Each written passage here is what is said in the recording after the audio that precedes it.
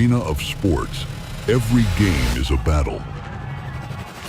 And every athlete is a gladiator. From the right side, makes it with the backhand and score! And every battle needs chroniclers to give voice to defeat, perseverance, and relentless resolve. Can you hear it? The roar waiting to rise. They live for this. They want this. What do you want? Again, pushing his weight. Pushed off tackler. And get the second goal of the game for Thomas Habib. Nice little move, Buffy scores! Passing him forth and they score! We know what we want. To immortalize every moment and make sure you never miss a play.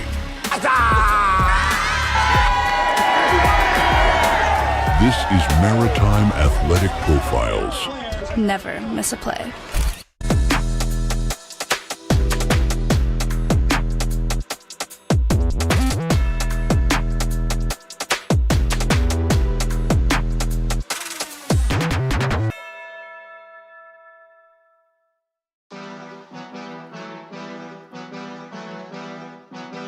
In the arena of sports, every game is a battle. And every athlete is a gladiator. From the right side, makes it with the backhand and score! And every battle needs chroniclers to give voice to defeat, perseverance, and relentless resolve. Can you hear it? The roar waiting to rise. They live for this. They want this. What do you want? Again, pushing his weight. Pushed off tackler. And get the second goal of the game for Thomas Habib. Nice little move, Buffy scores! Passing him forth and they score! We know what we want.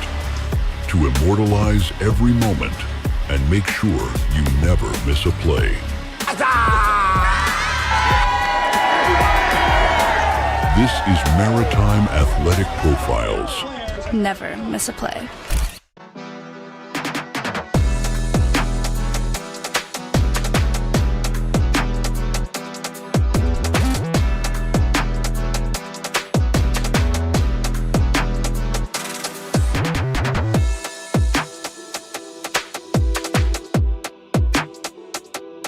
In the arena of sports, every game is a battle. And every athlete is a gladiator. From the right side, makes it with the backhand and score! And every battle needs chroniclers to give voice to defeat, perseverance, and relentless resolve. Can you hear it? The roar waiting to rise. They live for this. They want this. What do you want? Again, pushing his weight. Pushed off tackler. And get the second goal of the game for Thomas Habib. Nice little move, Buffy scores! Passing him forth and they score! We know what we want. To immortalize every moment and make sure you never miss a play. This is Maritime Athletic Profiles. Never miss a play.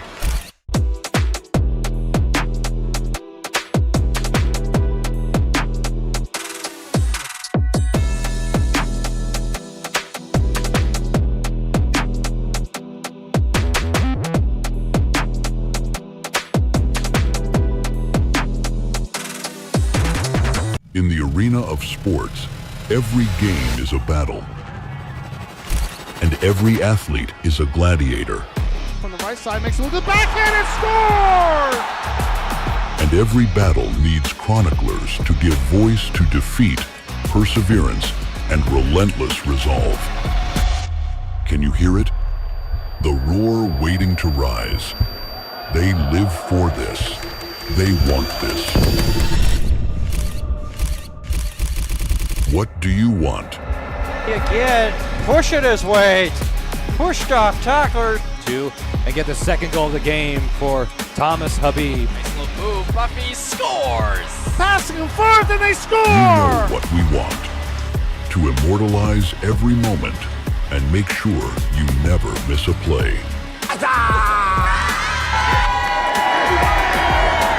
This is Maritime Athletic Profiles. Never miss a play.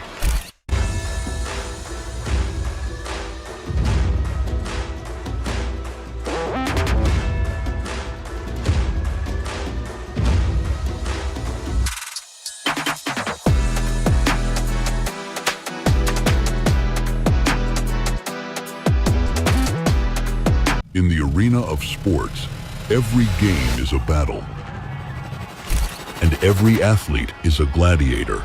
From the right side, makes it with the backhand and scores! And every battle needs chroniclers to give voice to defeat, perseverance, and relentless resolve. Can you hear it? The roar waiting to rise. They live for this. They want this. What do you want? Again, pushing his weight. Pushed off tackler. Two, and get the second goal of the game for Thomas Habib. Nice little move. Buffy scores.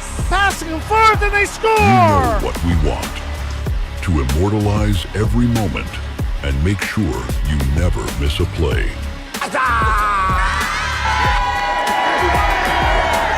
This is Maritime Athletic Profiles. Never miss a play.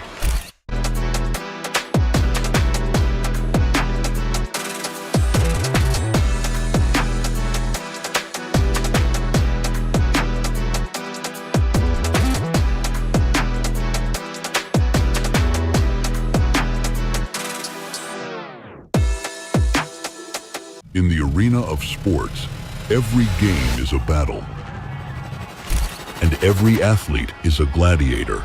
From the right side, makes it with the backhand and scores! And every battle needs chroniclers to give voice to defeat, perseverance, and relentless resolve. Can you hear it? The roar waiting to rise. They live for this.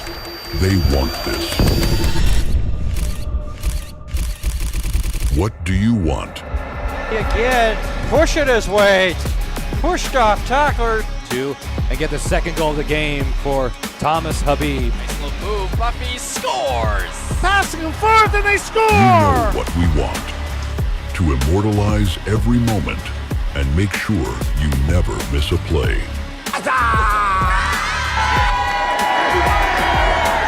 This is Maritime Athletic Profiles. Never miss a play.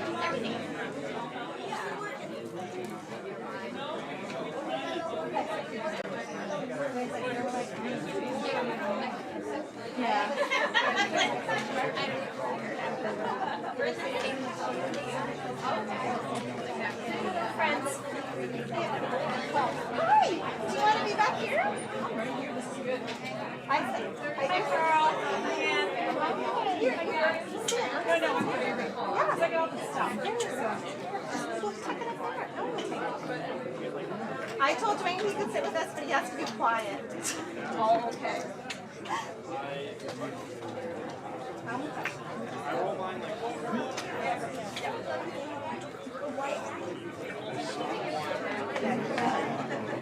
No, don't move, Sarah. Yeah, moving.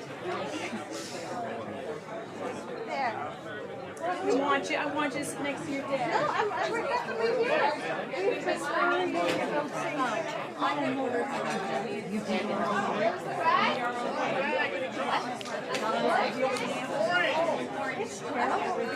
The red segment's like the legal experience. It was red.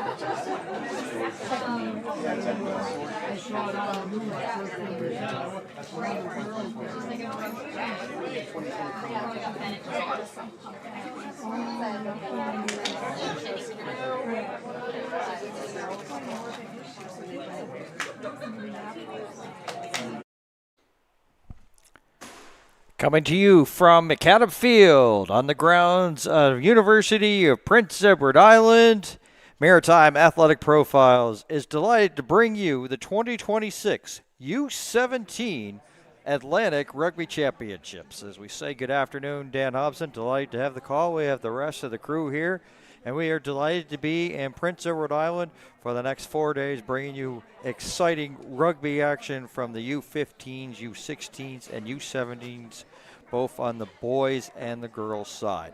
And we're going to kick it off here with the local team, Prince Edward Island U17 boys. They're going to be in the black and greens, the traditional colors of UPEI, I guess pretty much most of Prince Edward Island.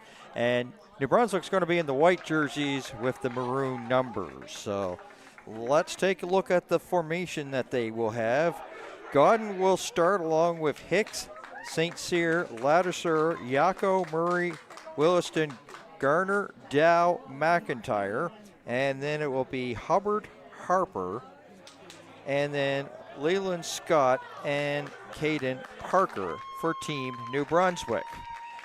For Team Prince Edward Island, it will be Allward, Holland, Ryan, Nathan Martin, Oofstall, McElduff, Aitken, Mallet, Gatha Beer, Hutchison, Weeks, DeRoche, Burke, McGoslin, and McDonald, the starters for Prince Edward Island.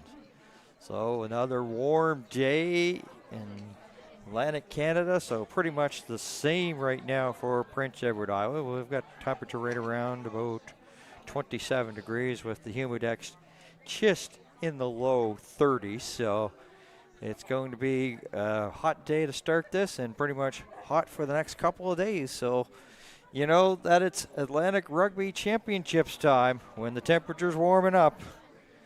So it will be hard conditions here for the players, but you know that they're going to keep themselves well refreshed to try to get this going. And as I said, we're going to start the day with some U17 and finish it with U15 girls, and that will be our 7 o'clock contest.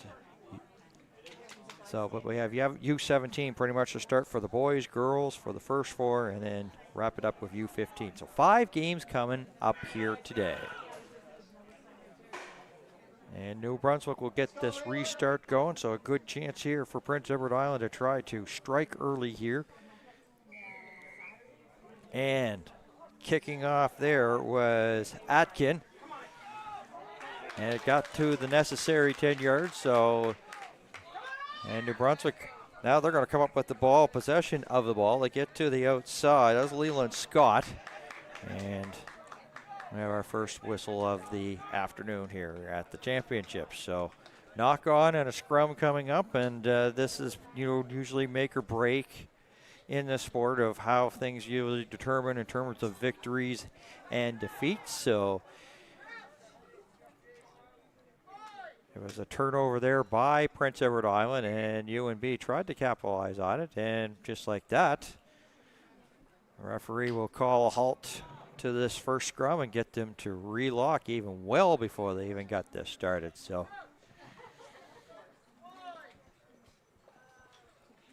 Gage Godden, pretty much the big beast there for New Brunswick here, starting this scrum as well as the rest of his teammates here. And this may be where New Brunswick, if they can win these. Right now, that's a stalwart, but that's a good opportunity here. Atkin to the outside. Dropped down there by a shoestring tackle. And once again, up the field they go. This is Hutchison. A swing over into the middle. Holland as they bring it into the middle. And now sort of stretch the field out. Sometimes you may be thinking, well, that would be a great opportunity to pass, but it could also lead to a knock-on. So this way, yes, you're having a chance here to maybe have to probably go back, but it's better than losing it in the process. So, and our first penalty, back 10 goes New Brunswick. So this will be options here for Prince Edward Island. Will it? Yes, we'll get it for the line out. So Prince Edward Island marching down the field. This will be just past the 10-meter mark as they're on their way and first time down into New Brunswick territory. So 40-minute games this one is, so you're looking at 20-minute halves. So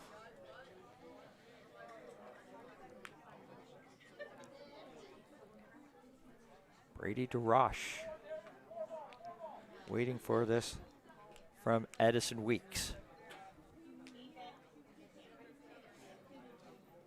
Now they come up, and New Brunswick player managed to tip a piece of it to get it down, so that was some good hands, but maybe try to get that a little bit more higher or maybe even further away from the defender. DeRoche up the middle, looking for support. McElduff throwing it, and there's a kick, and it's going to be picked up by New Brunswick. That's McIntyre, number 10. Right place, right time to the outside. That's Riley Hicks. Hicks getting to the midfield stripe. Releases. And a nice little move there by Garner. Garner trying to get up, and once again, back into Prince Edward Island territory. Little fake there. Dow, Graham Dow. Not much there. And once again, another whistle stops play. So as now Prince Edward Island will have to go back 10 on the penalty.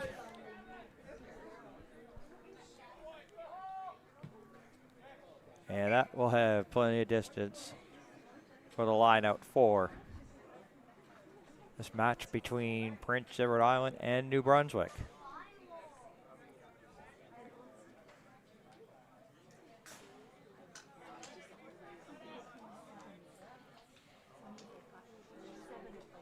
Pretty good crowd on hand, and as I said, this is the first time that the Maritime Athletic Profiles crew here in Prince Edward Island for this, so we are just delighted to be here. So we hope that you hope you like the coverage. We've got some great surprises here. If you're new to the Maritime Athletic Profiles audience, we've got some great stuff. So let's sit back and let's have a little fun this weekend.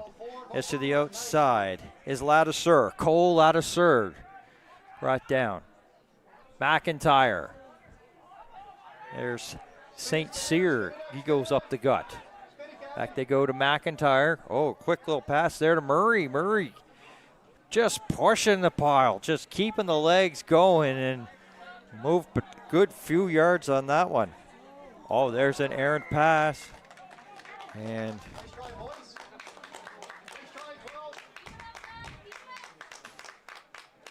that goes. So it's a little tap and go penalty there. So tap and go they go. Here is Garner to the outside. With difficulty that time, but they able to pick it up. Colton Williston. And back McIntyre. Oh, tough pass. Got it. And there's the steal by Prince Edward Island. And they're now trying to get a little bit of help and support and numbers to the outside. Oh, that was a great tackle there. Broken by Holland. And he manages to get it past the 10. Good quick pass there. DeRoche. And brought down is Allward. Allward. Tough yardage there. 5 to the near side here for Prince Edward Island. McElduff looking for it. Gets it. DeRoche again. So a lot of heavy doses of McElduff and DeRoche. That has to be kicked back. And a New Brunswick penalty, so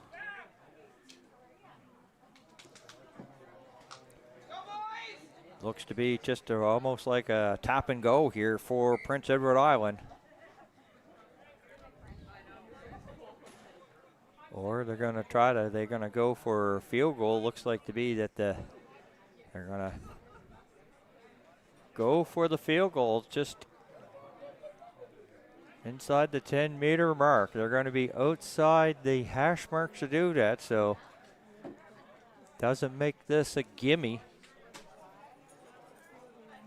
Nolan Atkin.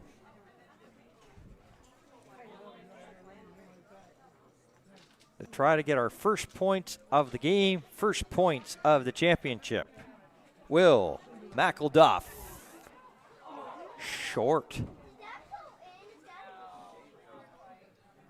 It was a line drive kick, and it didn't really get much, like even close to the crossbar. It's going to be a tough one nonetheless. No wind today. That's not going to be a factor right now. Maybe some of the tents that you might see in the bottom of your screen, maybe a little bit more of deceiving ones, but not a real heavy wind.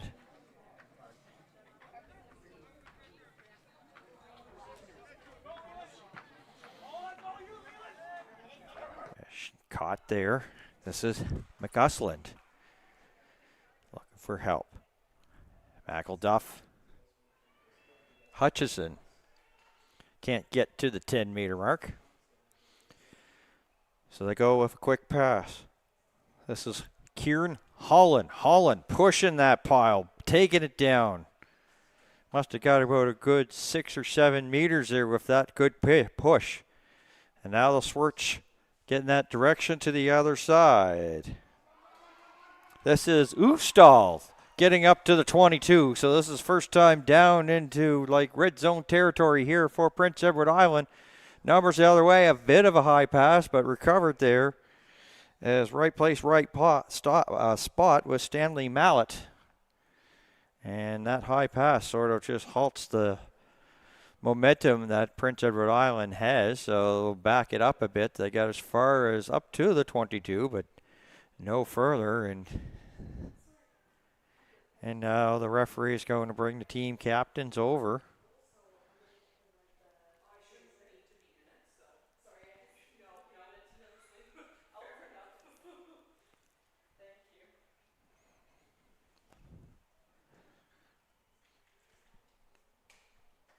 Gavin McIntyre going back and going to talk to his teammates, and pretty much same. And it looks to be here for Nolan Atkin. It will be a tap and go, or maybe he'll set it up for the line out.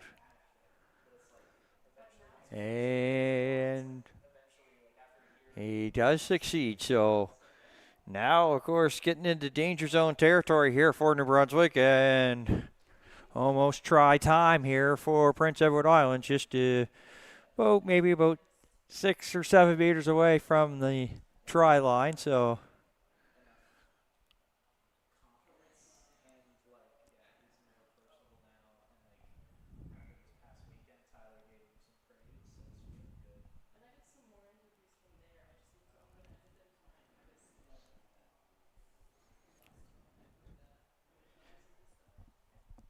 Edison Weeks. Line out time.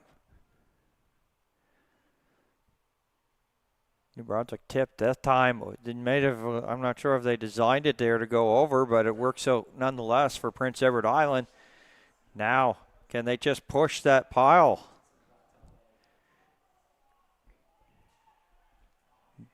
I think maybe New Brunswick might have come up with it here. No, they're going to reward the try here to Prince Edward Island. Try 5 for the green and black, and they lead 5-0.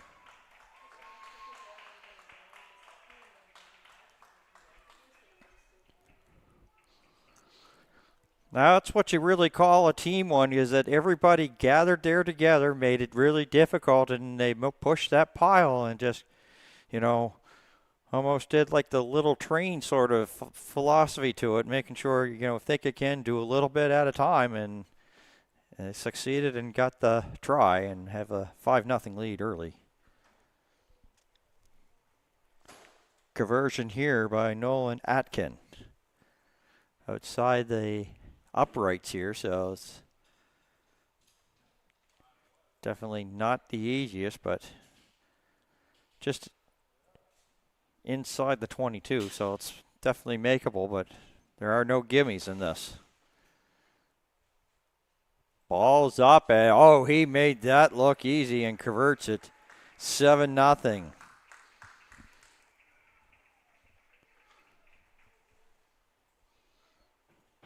And just like that, teams are going to come and, of course, get the water to get as much as they can before they get the restart underway.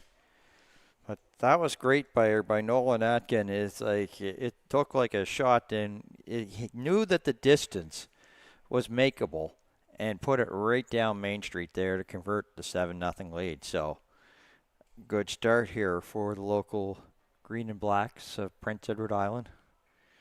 And respond time here for New Brunswick.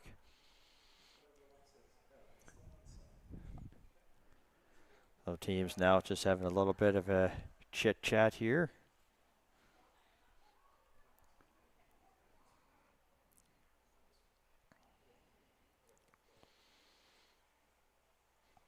I said, delighted to be here. Beautiful day, maybe a little bit tad on the warm side, but we are into August. And a few weeks from now, we'll be seeing, where'd the warm weather go? So September, just around the marks.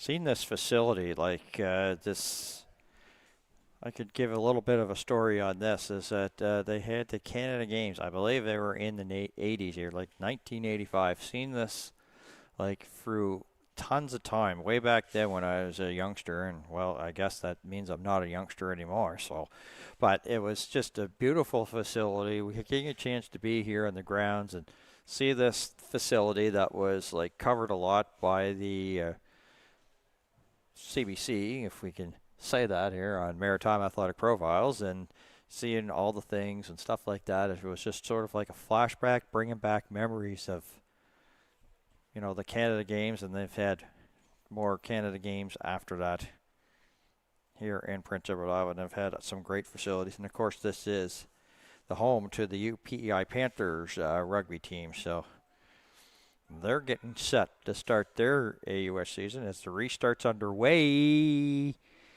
Oh, that was a tough one. There was going up for it and trying to get it was McCausland. And now New Brunswick, they're getting there, and they're trying to strike back quickly. Now into the middle. Up there fighting there is Connor St. Cyr looking for it. And this is going to hurt. This could be like a penalty, so they have to go back 10. That's just almost like, ball popped out. And it was a good opportunity, but they couldn't be able to stick it down. But definitely definitely a good chance there to tie it up, but they were unable to hold on to it.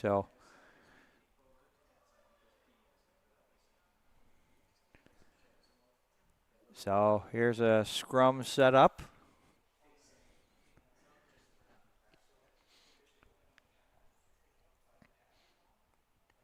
Just well within the 22 here, the scrum.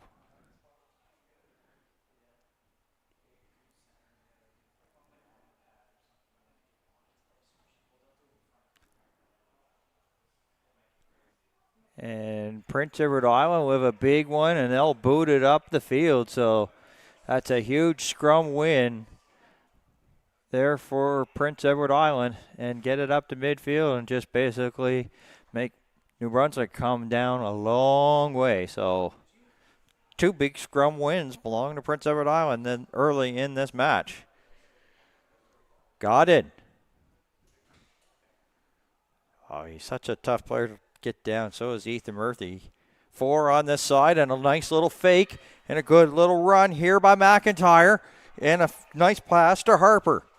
Harper getting down. So New Brunswick pressing again. Dow right in the middle, trying to go right in the mid of the uprights here. Godin just going to go up the gut. Nothing fancy there, and Hicks as well. New Brunswick getting it in danger territory. Godin. Did Godin get it down? Waiting for the signal.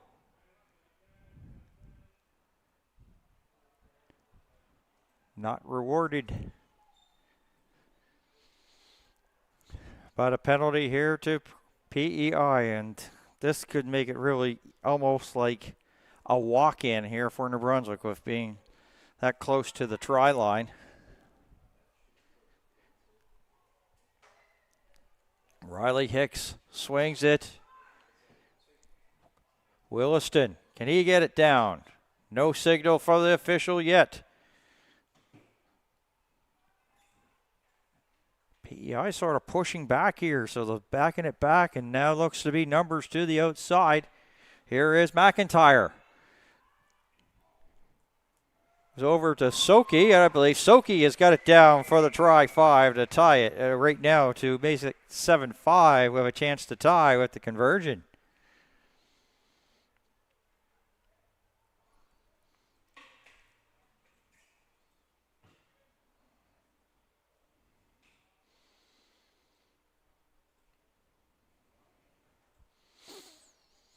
And that was very, very important here in New Brunswick, trying to get something back, get a little bit of, get some momentum, get some feel. It's big for them. Don't want to really win these contests. Like, the thing is, it's not like 45-minute contests. You're looking at the whole game being done in an hour. So sometimes you don't have the full time to get maybe something going. So even when you give up a lead early, you don't have a lot of time to come back. The game is pretty much cut in half from the university to the high school play. So with it being, of course, U17, yeah, basically it's going to be some fast here. So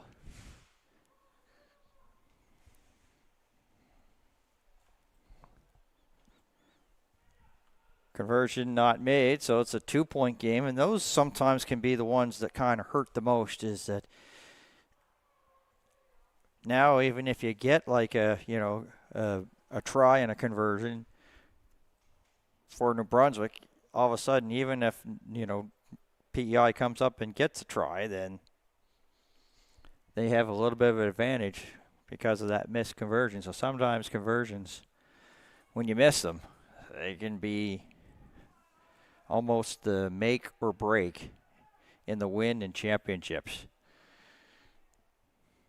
There's New Brunswick. Oh, what? That was some great play. Just basically just getting your body as forward as much as you can. That was Garner getting an extra few yards. But they've been now backed up to about the 10, and now Prince Edward Island have it. And a quick little short pass that is going to work for Holland. Holland on the run. 2 people to beat. Holland brought down. A nice play made there by Leland Scott.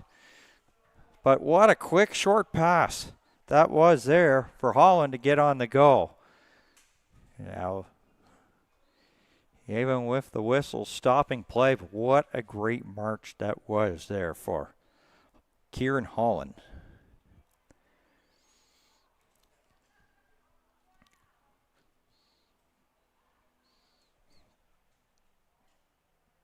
Edison Weeks.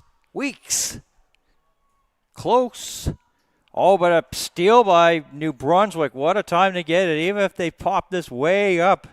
A lot of difficulty there for Gatha Beer. He was spinning around. Actually, it was Nathan Martin. Well, this is a good, exciting few minutes here of U17 action. So this is just a sample of what we're going to see. Oh, look at that. It's like right place, right time was Hutchison. It's like, ooh, thank you very much. A ball popped up and right there in catching distance.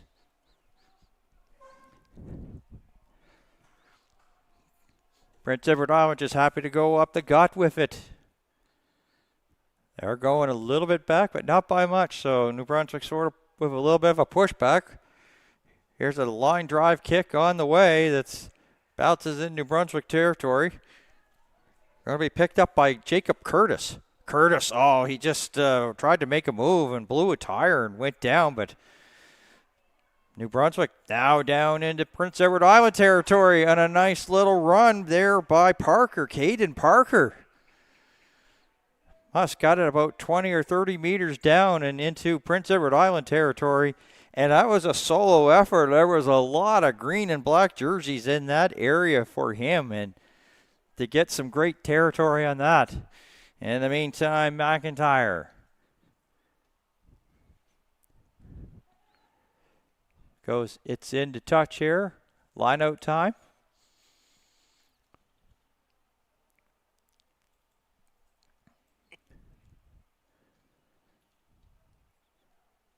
All this thanks to a great run there by New Brunswick. Caden Parker, he'd have to maybe put a star beside that.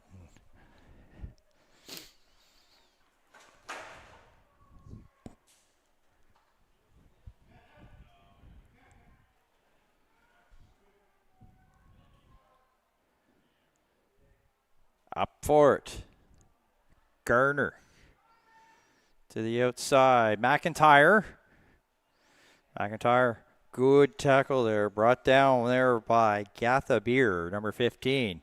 Here's a loose ball on the grounds, and fighting for it there is Seamus Ryan for Prince Edward Island, and whistle stops play, and New Brunswick and Prince Edward Island are going to go to their respective benches here. So a very exciting first 20 minutes of play.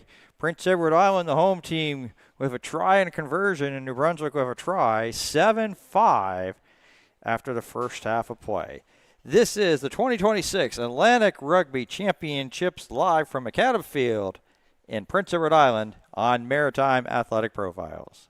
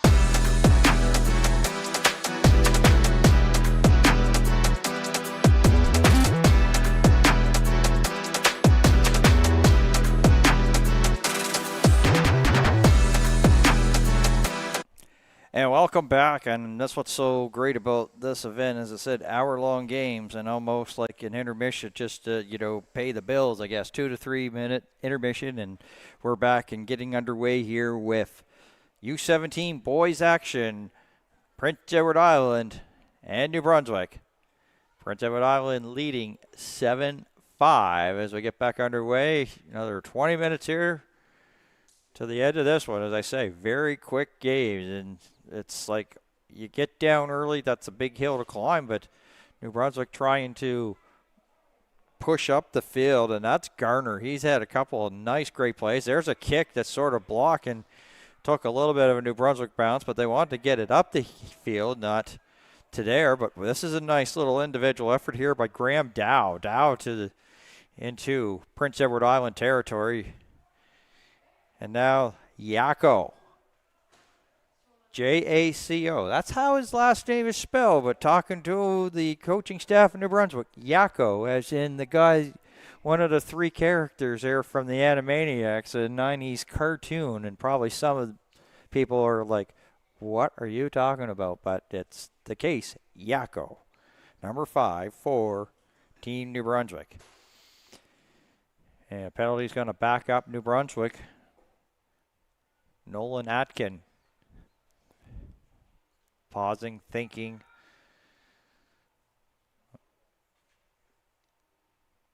Puts it up and into touch.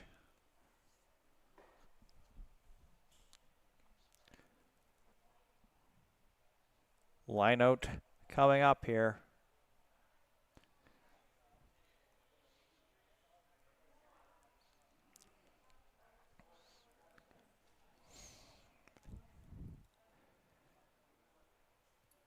A little fist bump between Prince Edward Island and New Brunswick. They're showing some good sportsmanship, and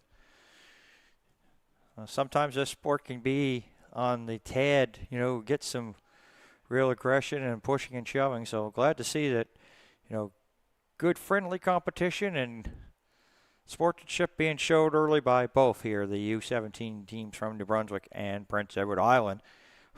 I'm not sure how that pass got to Gatha Beer. It looked like it was intended for another target, but he was ready. So he's shown some good hands. Once again, Nolan Atkin.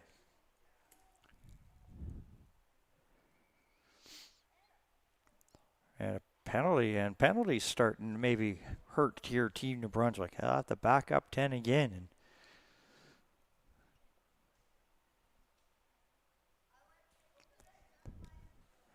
see if Nolan Atkin will send it here to this side this time.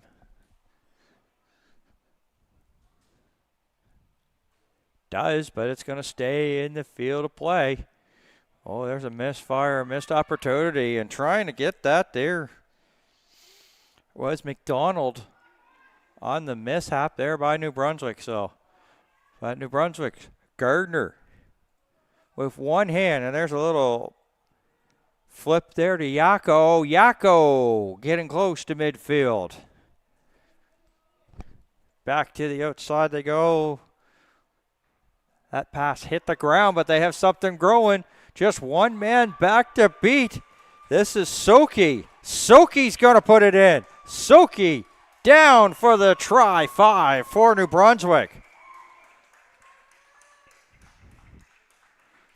Actually, it's Leland Short, pardon me. Leland Short, and he just took off and looking to have a really good, strong showing here at the championships. Leland Short.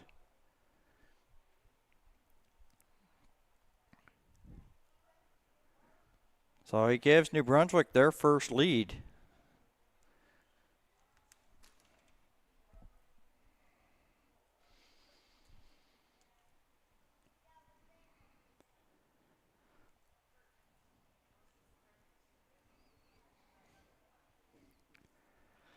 So now this comes to be a big conversion, but this is right down Main Street, and you never want to say that it's a chip shot, that it's easy, but ends up that it is for the uprights for Gavin McIntyre.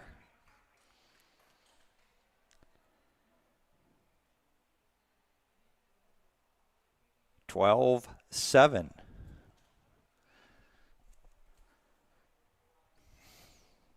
Now this is like a huge moment here for the home team.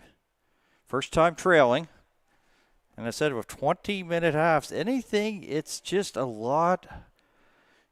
You just don't have the lot of time to recover for that. So let's see what they have in store.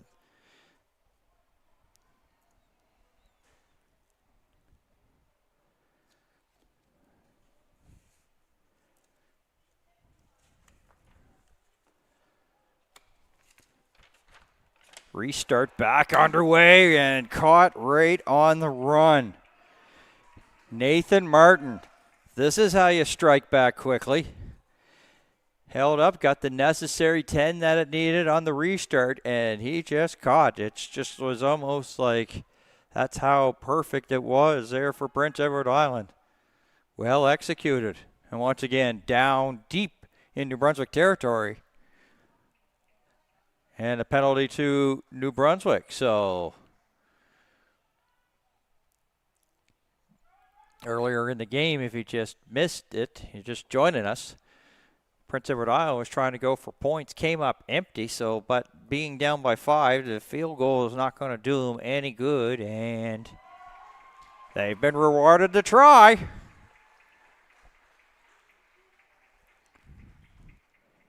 So now that will temporarily tie it.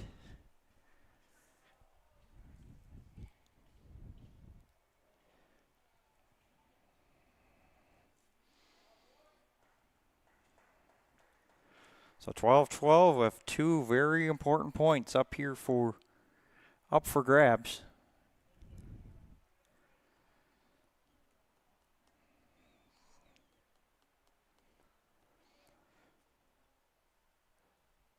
But this is going to be a tough one. Outside the hash marks, a long way to go.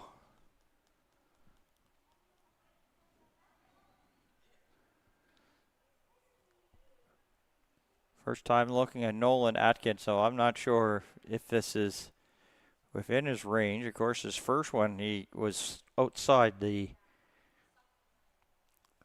post and then managed, outside the uprights and managed to go right down the middle.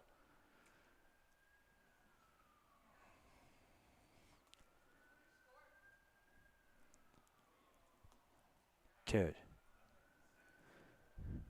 give the lead again. No, we are going to be even at 12s.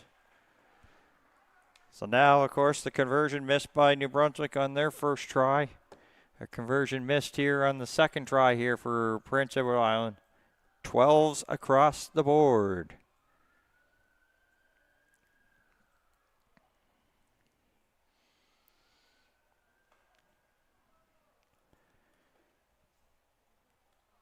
The restart just about set to get underway.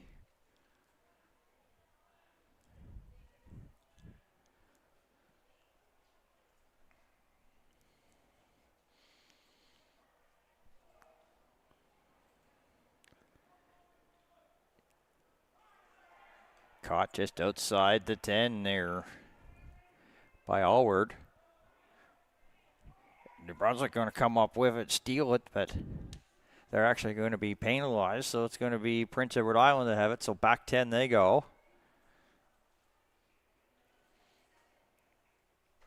Once again, they'll give it to Nolan Atkin.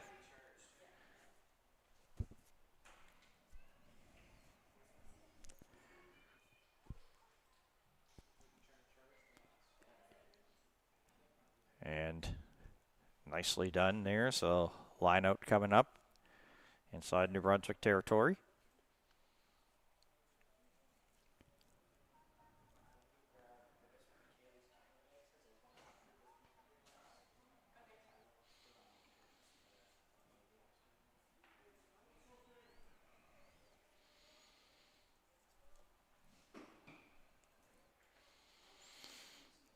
Big line out with that earlier in the game, Prince Edward Island. They've made some adjustments and have got it away from New Brunswick there, and that was a little bit better, and that was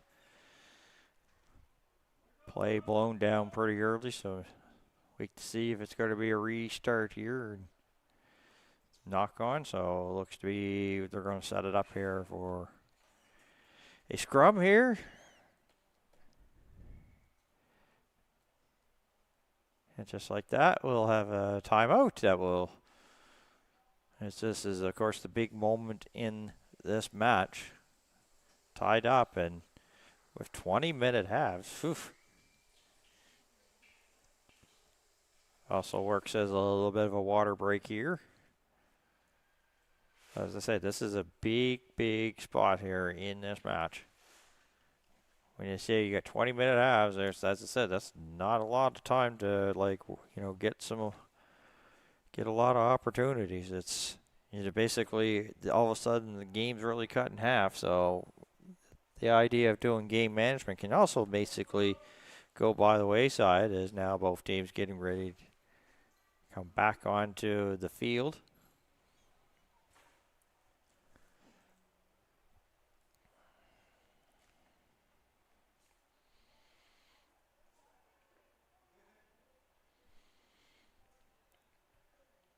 And one of the big things that has been good for Prince Edward Island here in this match versus New Brunswick has their ability to win some scrums.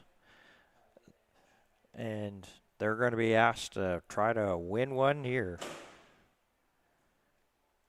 in this late stage of the match, even at 12.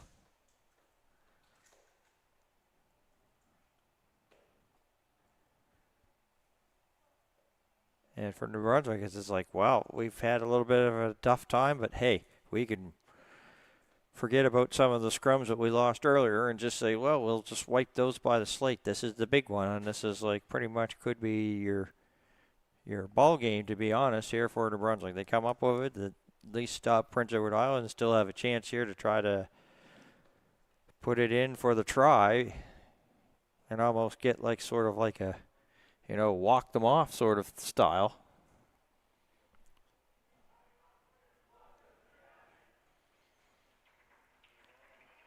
As you hear, there's a big-time fans here from Prince Edward Island in attendance, looking on, watching, cheering on.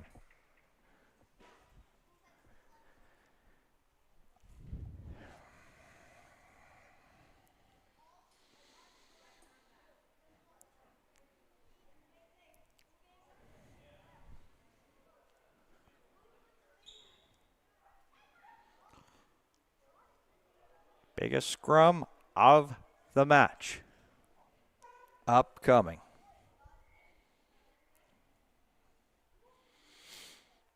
And even before they could get play going underway, the referee wasn't liking the way that they were lined up, so he asked them to all stand up and get ready to start again.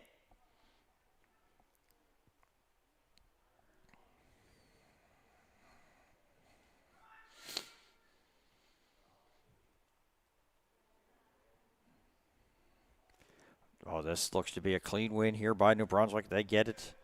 Swing it over with Sully, Hubbard, Keegan Harper near midfield. Sully. And play blown down, and New Brunswick again in penalty difficulty.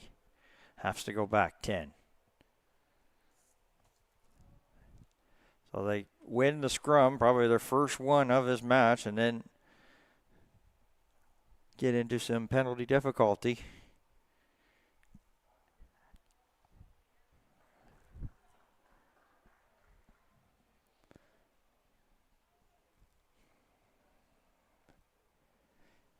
Zatkin going to try to go for points here? Looks to be. As New Brunswick backing up. So we're going to try to go for 3. I'm seeing a lot of this with, like, even sometimes in the senior men's category where they try to, you know, go for points, you know, rather than go down, you know.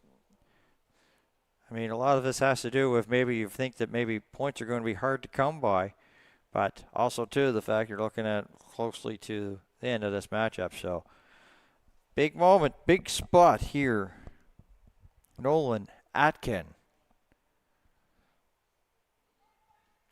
Kick is up. That's short and wide of the mark. So here's a long run again. And that was McIntyre. Really solid game from McIntyre here today. Dow. Actually, Riley Hicks does it. Swings to the outside. Hubbard into the middle. That's Colton Williston. Up the gut, not much there. Another swing over there by Parker.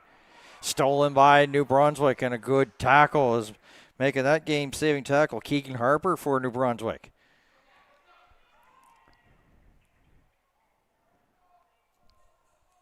Look to be Brady DeRoche.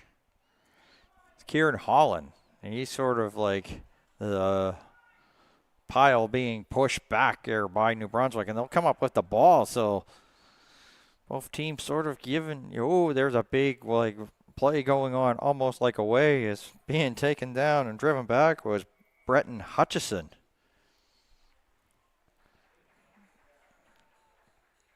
And how many opportunities here is, penalties going to happen here to hurt? And here it is again, another opportunity for Atkin, and this one is a little bit more in range and also sort of right down Main Street in between the uprights. So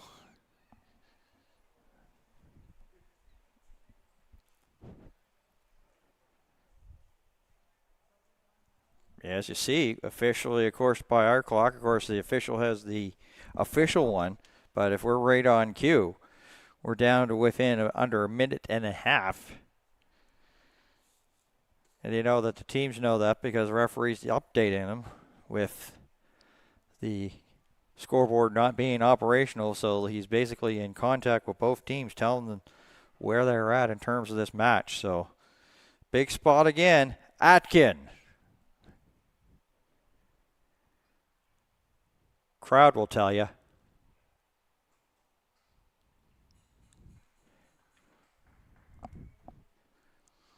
And we'll stay at 12.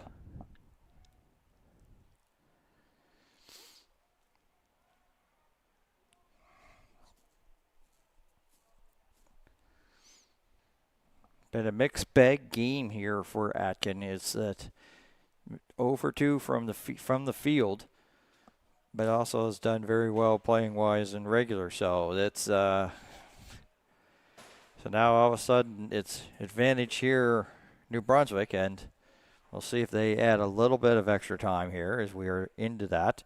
Off the side of the foot, so this is going to be a chance here. McDonald actually being pushed back there by Soki almost to midfield. McElduff. A quick touch over there. Holland in the middle, and he's brought down. And do we have another? Oh, it's a tap and go. This time it's going to be Prince Edward Island that's penalized, and McIntyre going to take advantage of it. McIntyre to the outside. He's up to the 22, brought down. And that's a big tackle here, late stages here of the second half. What a great play there by McIntyre. It's just all of a sudden the penalty, and he just tapped and go quickly. No one time running down. And we have stoppage once again, so.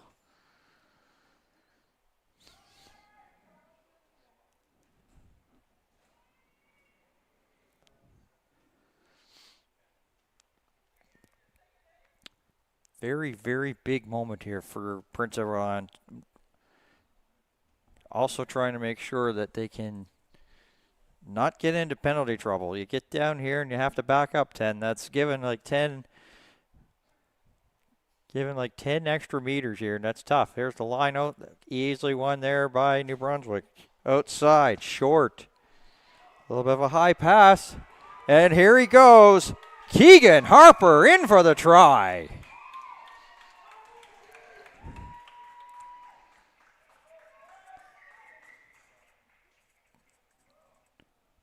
Keegan Harper probably will see if that's one of his biggest rugby moments he's ever had. Keegan Harper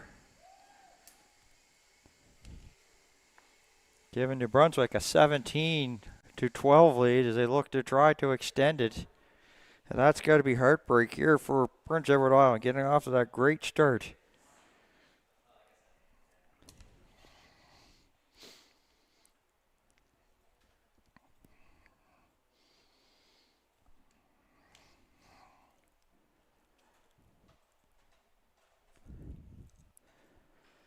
A little bit of extra groundwork here for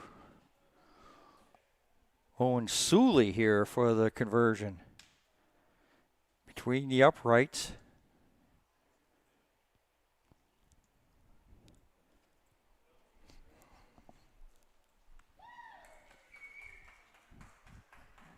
And he makes it.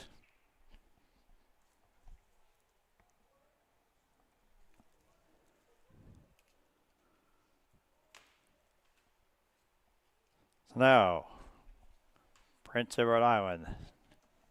What have you got? So it's extra time. So this is basically looking at last chance for romance. Tie or loss is pretty much what it's looking at here for New Brunswick. Home team off to a good start. Now looking here to try. And they've got to, of course, here on the reset, got to find a way to get the ball quickly. And, you know, New Brunswick maybe that may be the window of opportunity opening as New Brunswick could not handle the restart. Allward. Push back. Into extra time. Atkin. Brought down in the middle.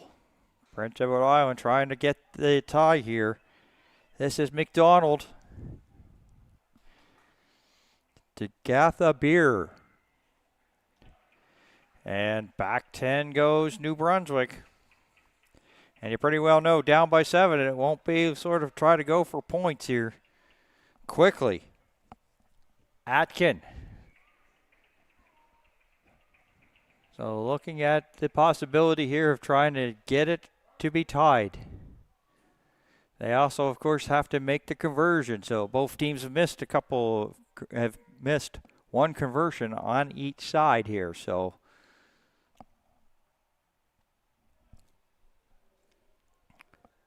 as I said, if this is a great way to start this tournament, we're going to be in for a dandy weekend of games here in Charlottetown.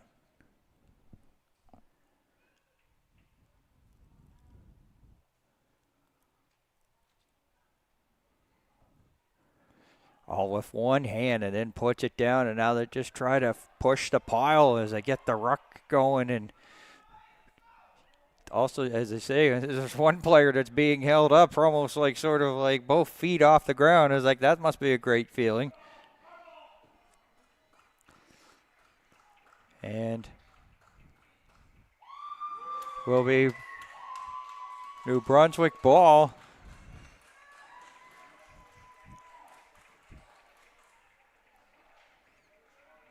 Well, that will do it. So Keegan Harper scoring late gives New Brunswick a 19-12 win.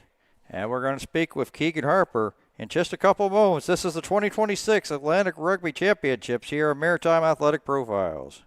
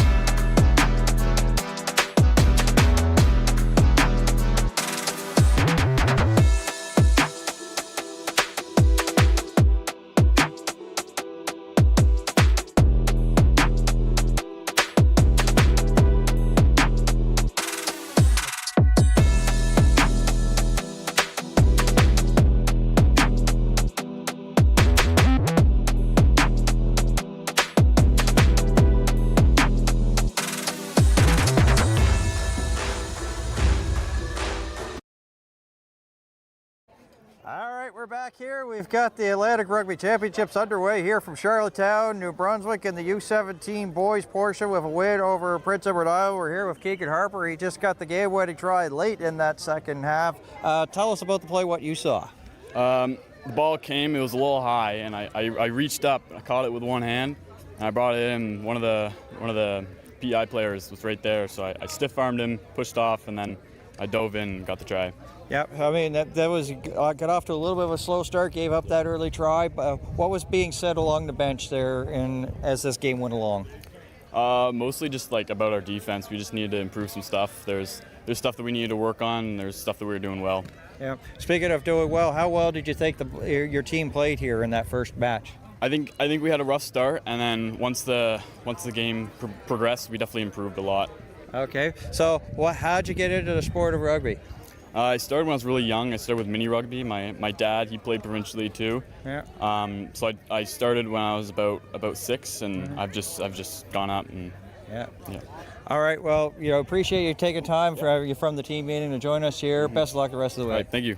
Keegan Harper, he got the try here as New Brunswick came away victory over Prince Edward Island here in the U17 portion of the boys 2026 Atlantic Rugby Championships here at Maritime Athletic Profiles. My name is Dan Hobson. So long from Charlottetown. In the arena of sports, every game is a battle, and every athlete is a gladiator. From the right side, makes it with the backhand and scores! And every battle needs chroniclers to give voice to defeat, perseverance, and relentless resolve. Can you hear it? The roar waiting to rise. They live for this. They want this. What do you want? Again, pushing his weight.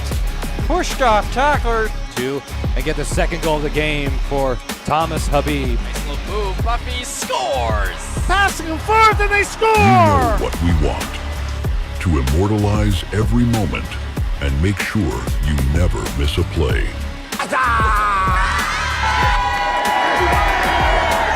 This is Maritime Athletic Profiles.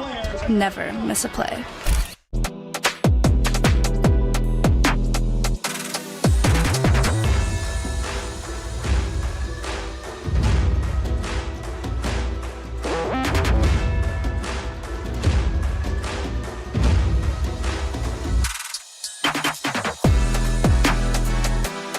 In the arena of sports, every game is a battle, and every athlete is a gladiator. From the right side, makes it with the backhand and scores!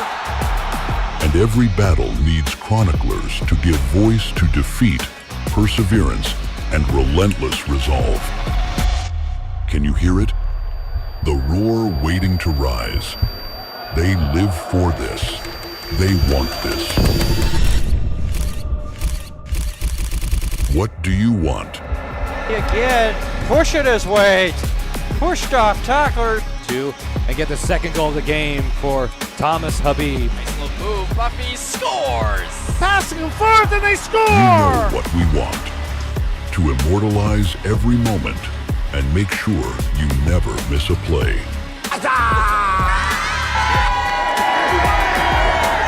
This is Maritime Athletic Profiles. Never miss a play.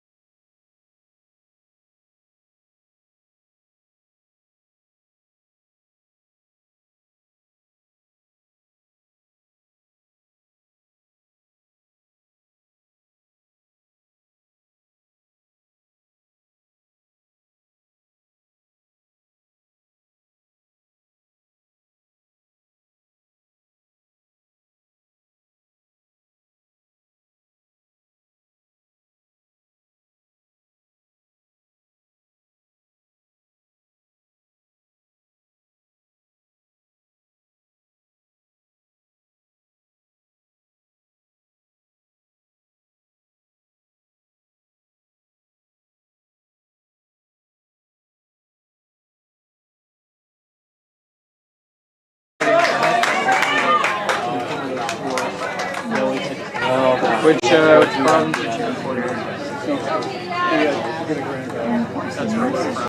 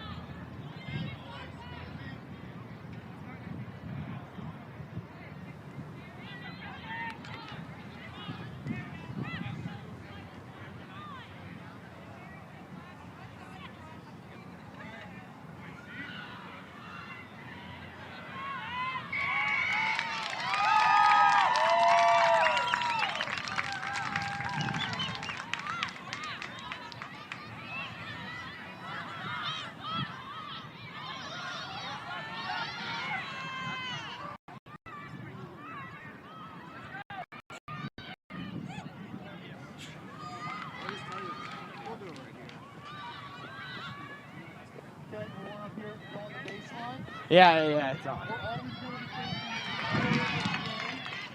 tell you stop if you have to. Hey, also there's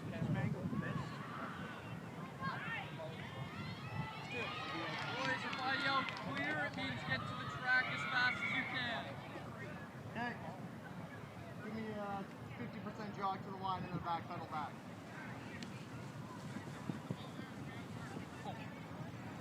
Call it 60% now. What? 75%.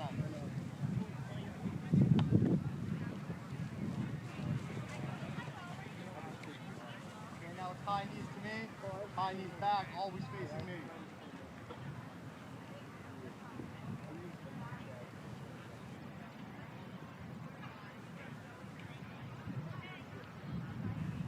Butt kicks to me, butt kicks back, still facing me.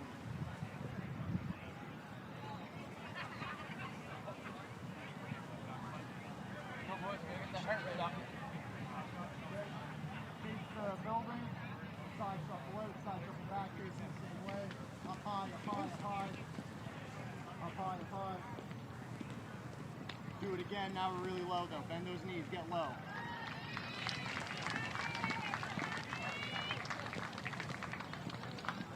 Now we're doing our karaoke. Bring that foot over, still facing out. Bend it back.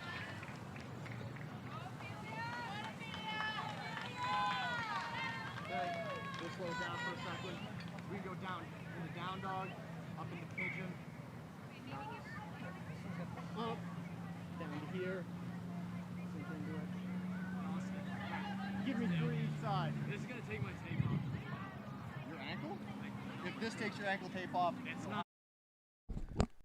All right, they're just underway here between Team Nova Scotia U16 and Team Prince Edward Island in the U17 portion here of the 2026 Atlantic Rugby Championships from Macadam Field on Maritime Athletic Profiles. A very winded Dan Hobson there as we just got the lineups from the respective teams on the pitch, and we had an injury, so that sort of has slowed things down. This Nova Scotia U16 team in the blues, and of course the Prince Edward Island team in the green, white with the black shorts.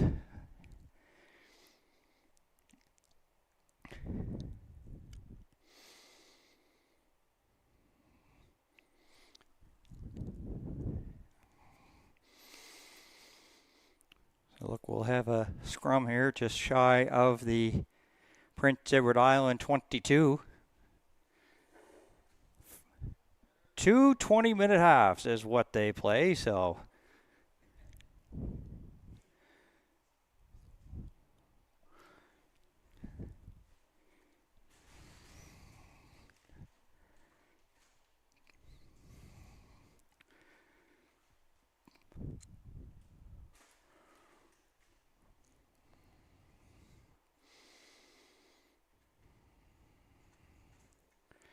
the scrum taking a little bit of a while to develop here, and now we're finally underway. And Nova Scotia, a pass right there to Coffin, and Prince Edward Island with a steal and up, but not a lot of territory, but at least they got possession of the ball. That's Josie, Jordan Josie.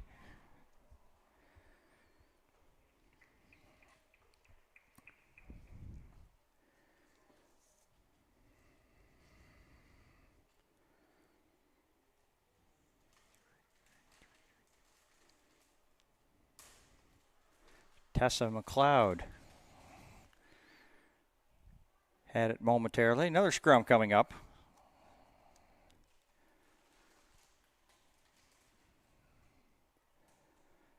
First of 5 today. Well, all 4 of those are going to be, of course, with the U17 portion.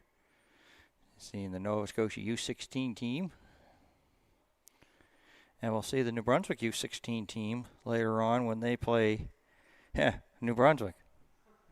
New Brunswick U16 versus New Brunswick. That's going to be the 6 p.m. game. So, of course, with the New Brunswick teams, they got different colors. So there's a burgundy and a green. So that will sort of separate the U16s from the U17s of New Brunswick. So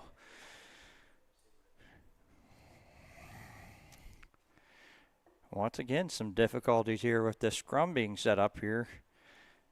Midway between the 10 and the 22.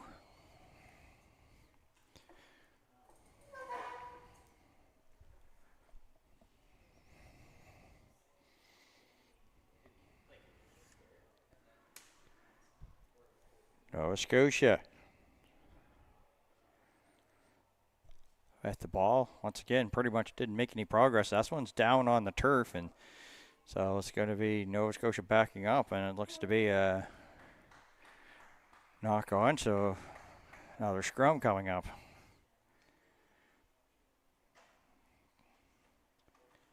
Actually, it's going to be, yes, it will be, so they'll set that, get that ready. So, bit of a stalemate start between Nova Scotia U16s and Prince Edward Island here at the 2026 Atlantic Rugby Championships.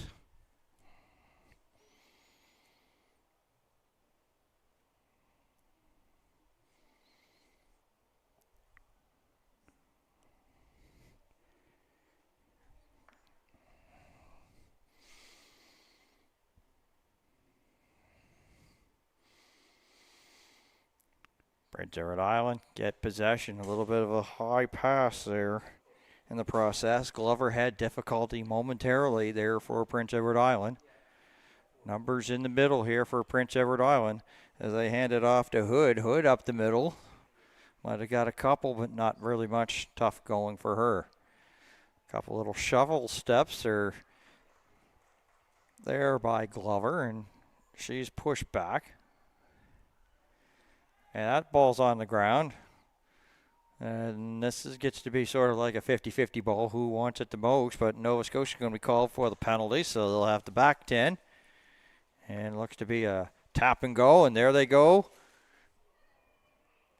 Nice effort there by Corrigan, Macy Corrigan, with the intelligence there to basically try to get Nova Scotia napping on the D there. There was some tough going there by Witherspoon. And the hand back there, I believe that was Smallman. She stopped. There's 3 people there. Now, how'd that not get knocked down? Well, there you go. That was basically my answer, that it was knocked on when you have 3 hands. Well, not 3 hands, but 3 people, 6 hands. So that makes it a lot harder to probably handle a pass and, you know, with a lot of people in the vicinity. So it does get knocked on. So seeing another scrum, and he's got a lot of these going on so far in the opening first half between Prince Edward Island and Nova Scotia. And you see, we're getting close to what we call that clock in the corner is just an estimate, so we may be getting really close to the end of the first half. But of course, the referee has the official time, but ours is a guesstimate, so just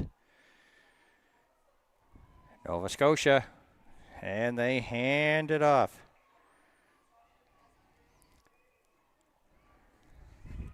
That was Ella Nodding that had it.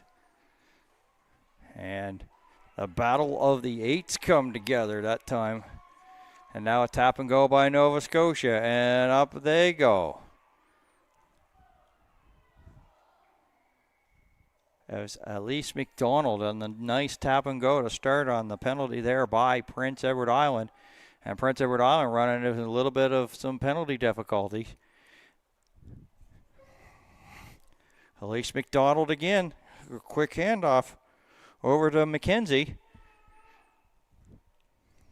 A nice little dish off there to Zettler.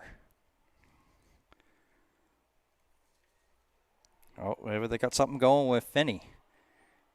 Feeney. Is Feeney in? Yes, sir. Nova Scotia has the first try of the game against Prince Edward Island. A try 5. Nova Scotia U16 lead 5-0.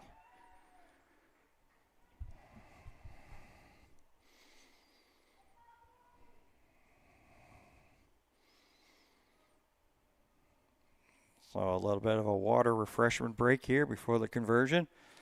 We'll see who the kicker is for Nova Scotia. Looks to be Ella Nodding. She's with the Bright and Lion RFC. And this should be a really good shot for her. Should be, it's right down the middle, right down the pipe. And she's a left footer, so let's grip it and kick it, no doubt. There by Ella Nodding. So 7-0 for Nova Scotia U16.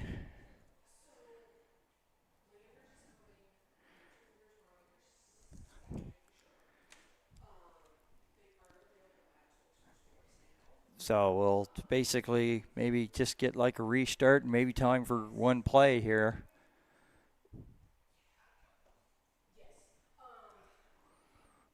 If that's the case, but I think that maybe they blew the whistle there. We're at a really airtight building in terms of like listening and hearing whistles there, so it may be that we may be at halftime already.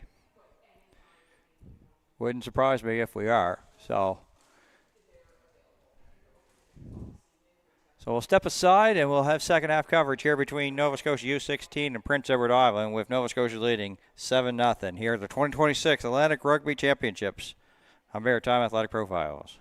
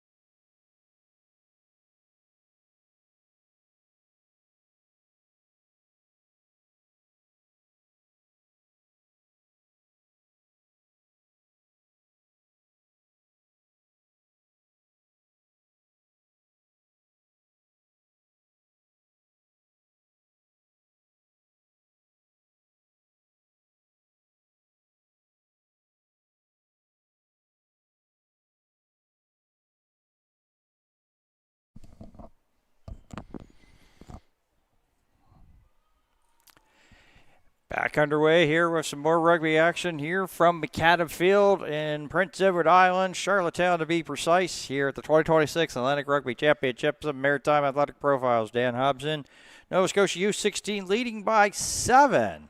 Here's a nice little cut move, beautifully done there by Bailey Warren, and she plays her rugby with the Dartmouth Pig Dogs when she's not playing for Nova Scotia, and that goes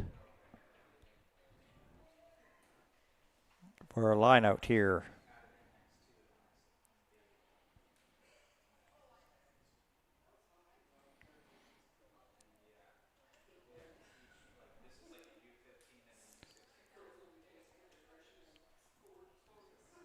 Olivia Ferdas here will be the one that will throw it in here for this line out.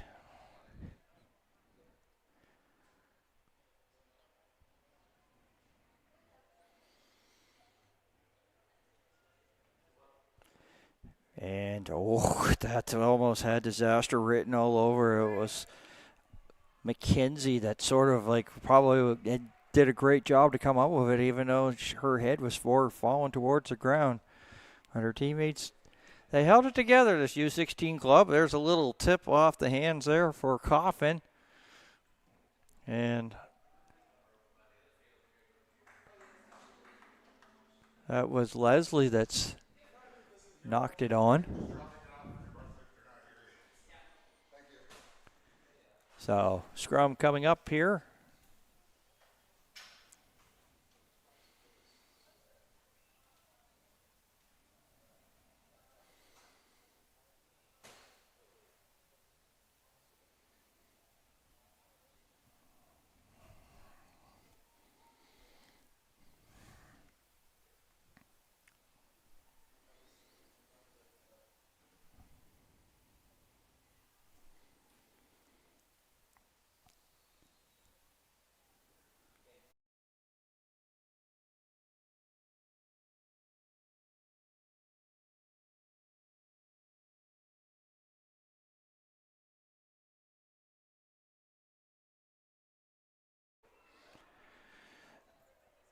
Ball bounced there. And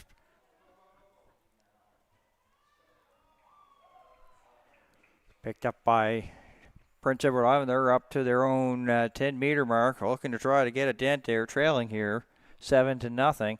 Ball tipped up into the air. Hood came up with it. Now going back here. This is Weatherspoon. Georgie Weatherspoon. And there's a little swing over there for Josie, Jordan Josie. And it looks like we'll have a penalty. This will be against Nova Scotia, so back 10.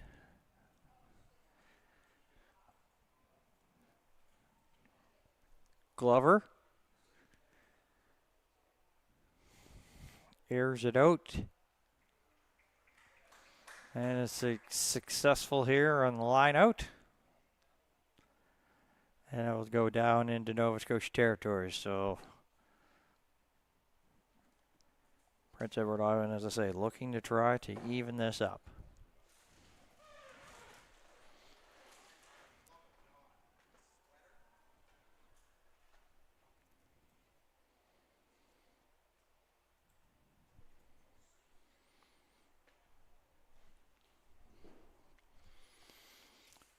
So they're just inside the midfield stripe.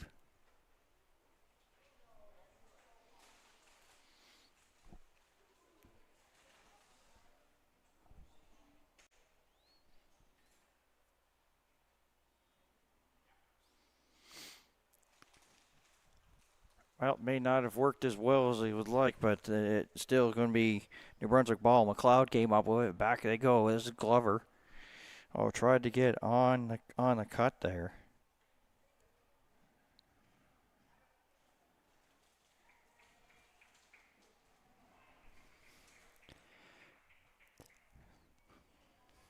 Back outside is Glover. Oh, nice open field tackle there by Ellen Notting. Really, the ball was right there the same time that Notting got there. Tessa McLeod again trying to push the pile. Ferdas first there to tackle for Nova Scotia. Swing there by Weatherspoon.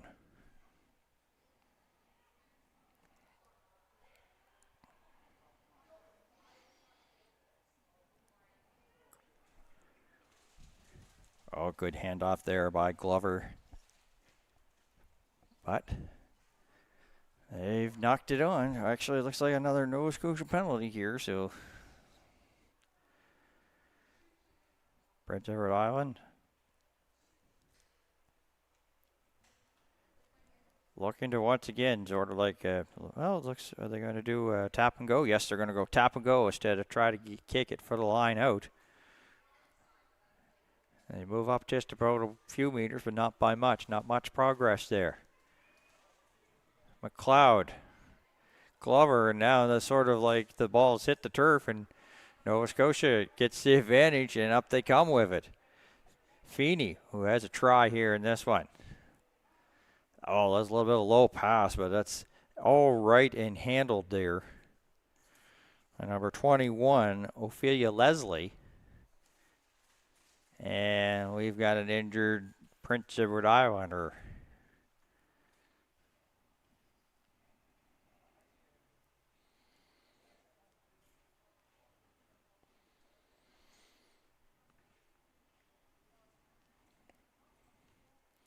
So staff coming to the aid of the Team Prince Edward Island member down on the field.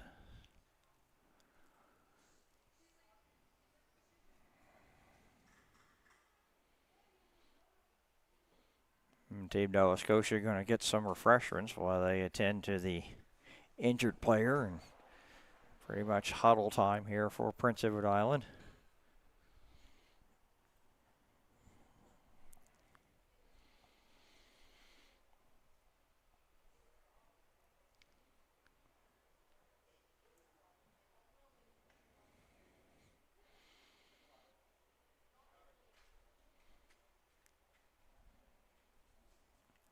So they, of course, with these tournaments, they do have a medical staff that's right on, so you know you're going to get the best care that can possibly come as quick as possible.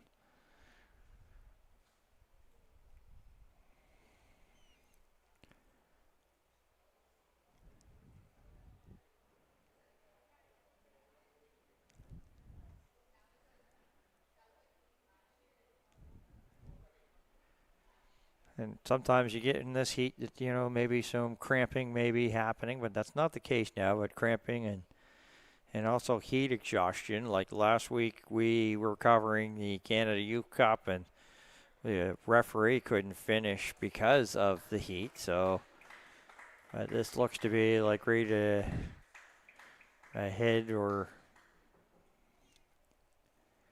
neck shot. So you always got to be careful of the C word, of course, concussion, when it comes to that. So they'll do everything, go through the tests.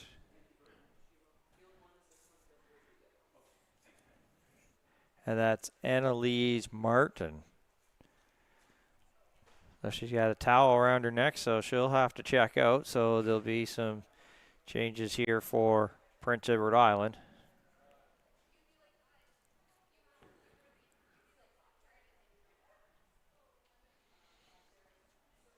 Having a chance to be downfield level before the start of this game. And here's Elise McDonald now right up to the 22 of Prince Edward Island. So Nova Scotia with the lead by 7, looking for more. Collier. Alexis Collier past the 22. Oh, nice open field tackle. That really prevented anything going there for Bishop White. As once again, they'll hand it off there to McDonald. Nova Scotia diving for the ball. Who's going to get the advantage here? And looks to a yellow card assessed here to Prince Edward Island.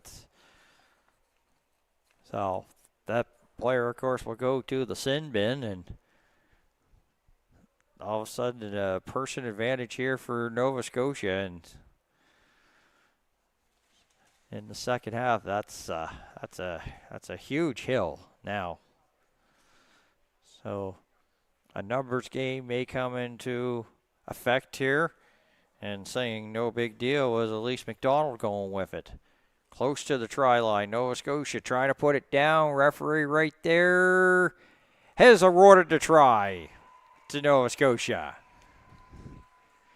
You kind of knew once they went a person down that was just, you know, down deep into the territory. It was only just a matter of time, and a numbers game, and Prince Edward Island now trailing at this time by 12. Nova Scotia hoping to make it 14 with the conversion. A 2 converted try lead.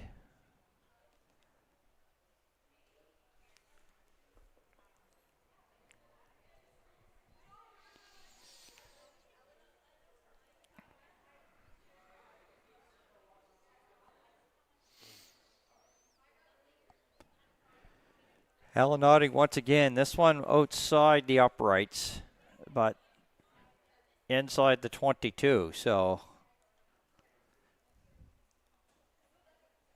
but it's just outside the uprights. Left footer. Good. 14-0.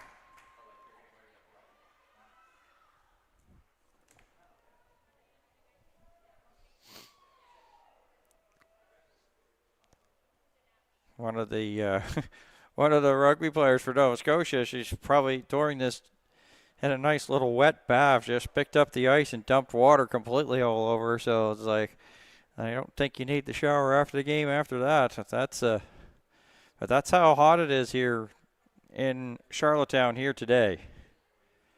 Heat wave, of course, in effect for Atlantic Canada.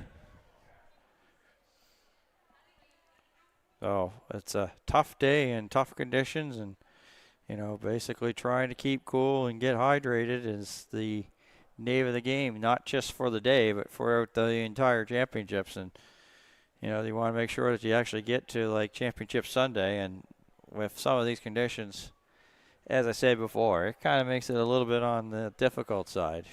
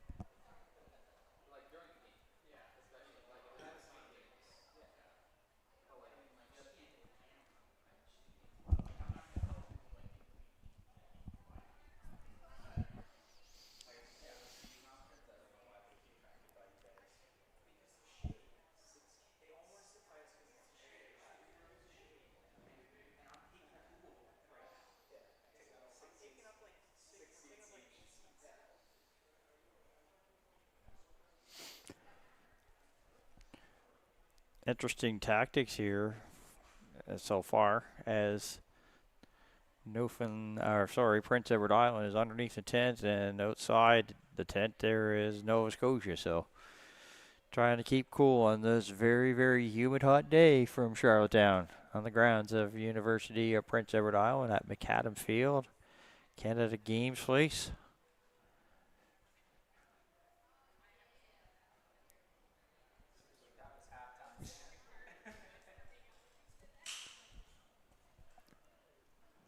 Yeah, we took a little bit of a break as we thought there was a halftime, but it might have been just a water break. But so let's just keep it here for now. So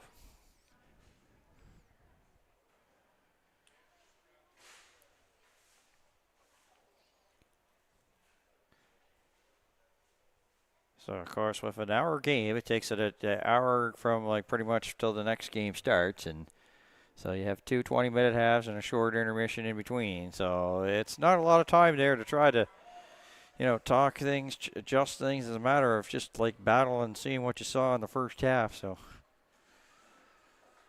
we'll see if Nova Scotia keeps the same alignment as they hit the field here, this U16 team.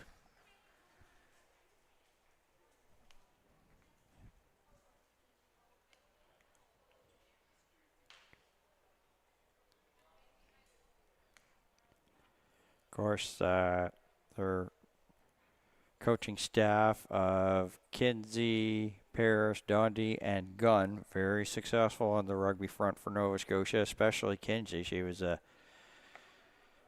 head coach of the Kings Edgehill, won a provincial championship. So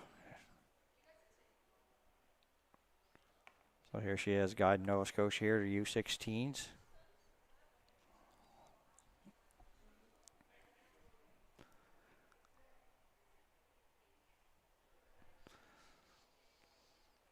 So the team's back here on the pitch ready to go, and we'd assume would be the second half. As I said, there's no clock in the building, so the referee has the official time, and so it looks like they're going to get set for this second half between Prince Edward Island and Nova Scotia.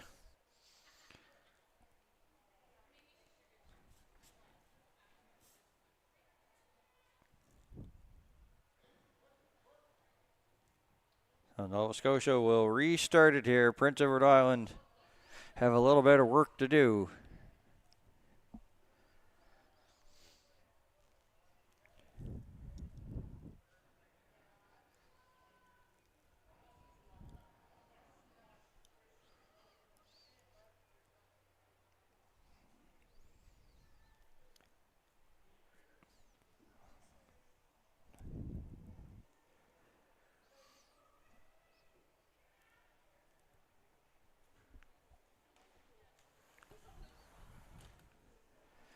I think I'm going to move myself down closer to producer Dylan so I could really absorb that fan. Let's hope the papers don't fly all over the place as I do this. Restart underway. That's off the fingertips there of Danica Hood. Yeah, that feels much better. McLeod just pushing there the would-be Nova Scotia tackler right up near midfield. They'll swing it here for Weatherspoon. Not much going there, so back to the outside. Here's Glover again. Oh, Glover picked off. This should be easy. Oh, wait a sec. That play is blown down, and looked like Warren was off to the races for a try, but not to be, as it's blown down by the officials. So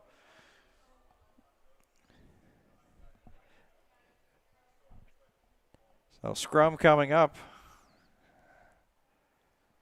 And I think that they'll take the scrum all day here is Prince Edward Island. That was very, very could have been like, that could have been curtains. Like, you're asking 21 points and less than 20 minutes to do it. That's going to be far difficult. Here, of course, the clock on the bottom. That's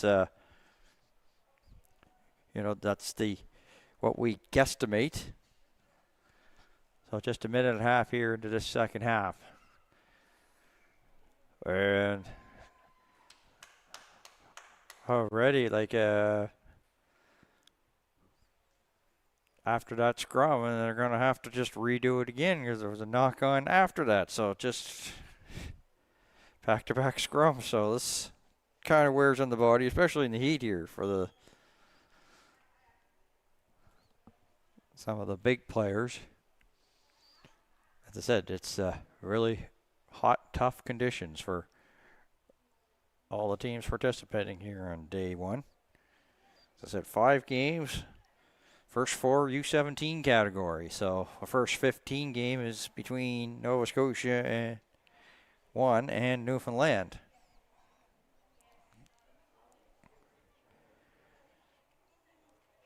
We've got boys action coming up here at 5, Newfoundland versus Nova Scotia. The Rock and the Celtic. That's been provincial rivals in the senior category, and pretty much whether as well as the U15, U17, everything across the board. So it's going to be a classic matchup to start day one. Newfoundland, Nova Scotia, 5 o'clock, main event, U17 for sure. And Notting had to come spin a little bit to get it. Ball lost there by Stevens, Barry Stevens, who plays for the Brighton Lion RFC. Prince Edward Island trying to get up to midfield.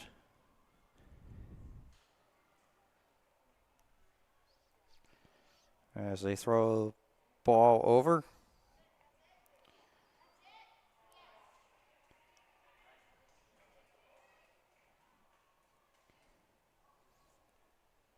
Browen for Prince Edward Island as they get it up to the midfield stripe. Oh, and there's a little pass there on the mark there. Danica Hood. Hood stopped. That one there for Glover is a little bit of a bouncer, so back or Prince Edward Island going. They get up to midfield and no further. Now they'll have to once again head up the pitch.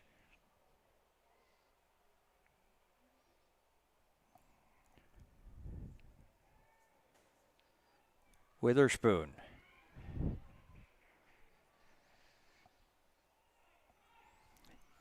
Hood. Georgie Witherspoon again. And Nova Scotia's going to come up with it here. And down they go, down the sideline. Ava Foot there, tried to get to the outside. Stopped. Once again, now they're going to reverse sides, bring it in back towards the middle here. And a tap and go. What an idea that is, eh? For Coffin. Got some extra yards of Prince Edward Island. Flat foot. And do they get it in? Yes, they do, does Team Nova Scotia. Looks to be Ella David there along that far sideline. And it turns this into a 19-0 game. As we watch it here on the replay, and you just sort of like get like within this vicinity, it just makes it really, really hard. And they get that extra pass to the outside. Remember, they had a player in the sin bin, so of course I think the penalty has been served, but so there was an even strength one, but still that makes it a little bit harder later on. Because you get a defend mode. That seems to be the hardest thing here in rugby, is like in the heat, is defending and running around. And, you know, there was just no answers there to the outside. There was a numbers game, and Nova Scotia coming with that other try here, 19-0. Well, nodding. Not quite the distance that time. So it keeps it 19-0.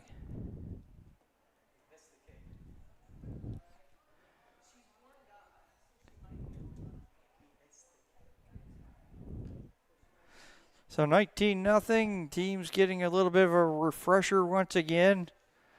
As I said, very tough conditions. Usually when somebody says that the umbrellas are out, it means that it's raining, but that's not the case. It's all to protect that sun. It's a hot day in Charlottetown today. The cold shower is going to feel good after this one for the ladies.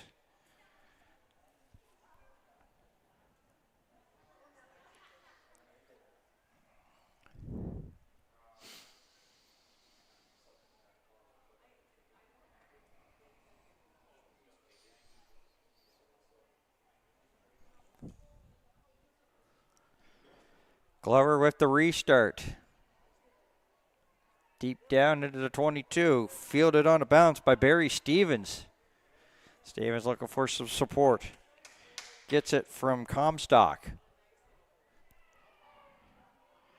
McKenzie up to the 10. Gets back up and keeps going and just kept the legs moving. And up the field she went. There's a swing over by Comstock.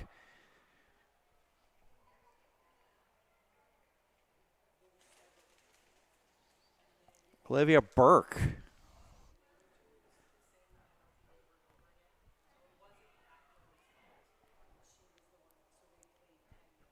Jamie McGregor, who plays for Tars in regular club play.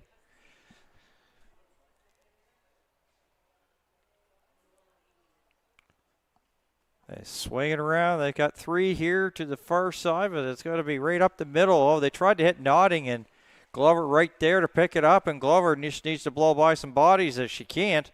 There was just a big blue wall set up, but Glover trying to take advantage. In the meantime, we'll have a stoppage in play as they attend to the injured Nova Scotian.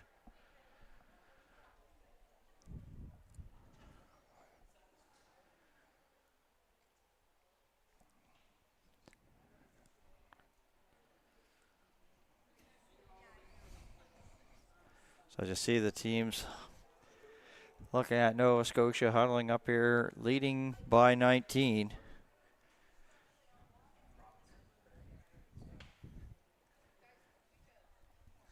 Still got right around about over 10 minutes. Of course, I said that's a rough estimate to go.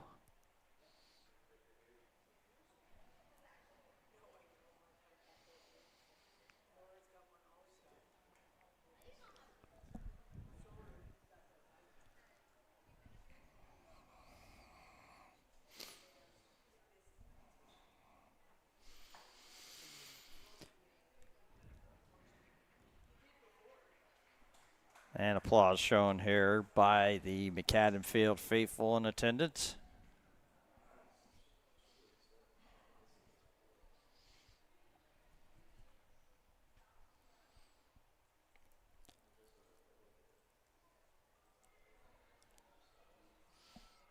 Could be a little bit of an arm problem, but as I said, I don't play a doctor on TV, so I don't play one in real life. So,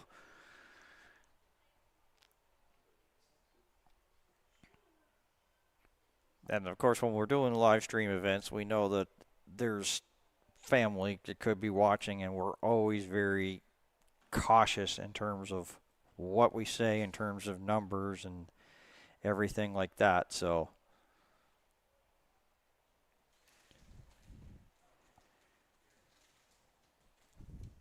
we'll just, until we have that confirmed, we'll not really say much in terms of who the injured Nova Scotian is. So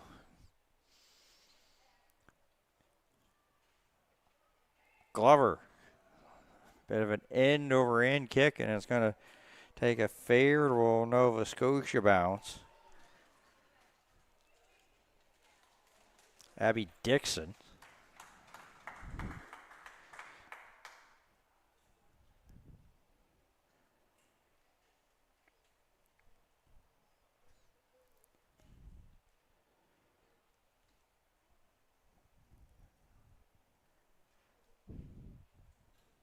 So once again, refreshment break set here by the officials, and this is at their discretion. When you have 30-degree temperatures, it's usually at the midway point. We're pretty close to that when you have that. So that's what we're at now. So the team's getting refreshments. Even if it is like a 1-hour game, it's still tough conditions for the athletes. And just here today, really, as I said, a heat wave in effect for, well, not just Prince Edward Island, but pretty much most of the Maritimes, New Brunswick and Nova Scotia included.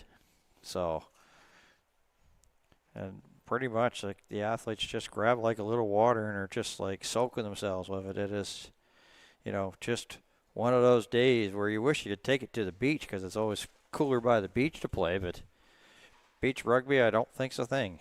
Maybe it is, maybe it's not. Who knows, right? But really, really, really making sure to keep themselves hydrated and make sure that they are still good to go, because you can't win a championship on the first day, but you could, basically lose it by not getting yourself hydrated and all of a sudden be out of lineup the next day. So as I said, this is a battle of the conditions for sure. And I think that some players and some teams are having a little bit too more fun dumping water on each other. They just seem to having a good time over Prince Edward Island. You dump me, I'll dump you, sort of thing. It's like working real good.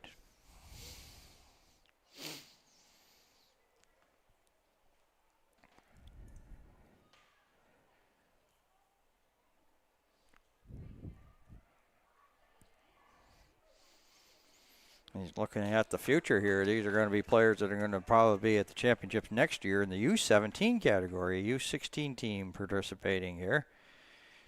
A U15 and a U17 portion.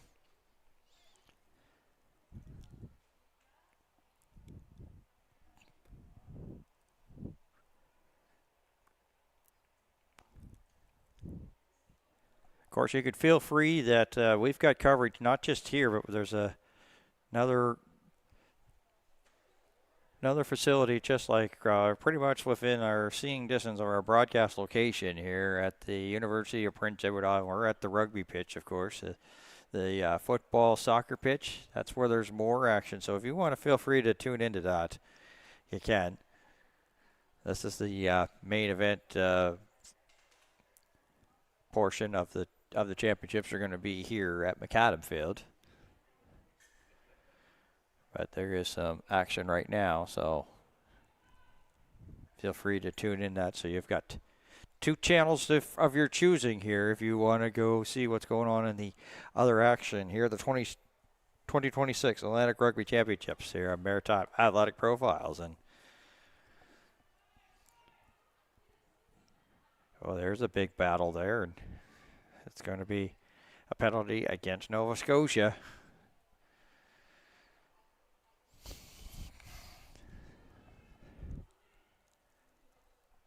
Glover.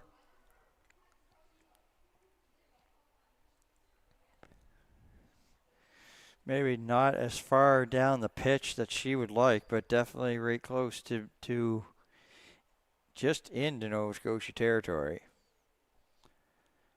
Like just over, so yeah, would have loved to probably try to get it a little bit further down, but it is what it is, so at least you still get the line out. Trailed by 19.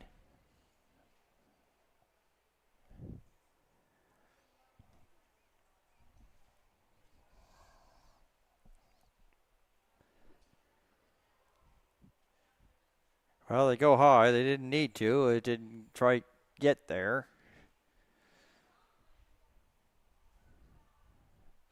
Oh, hard pass. Like that was like right there for Chloe Mills, and results in the knock on if she can't handle it. Actually, it's going to be, yeah, they're thinking that they were starting to go back up for 10, but it was clearly a knock on, so that's scrum. But Prince Edward Island thought they were penalized, and that sort of gave a little trick to me, but it is a scrum as a result of the Mills knock on.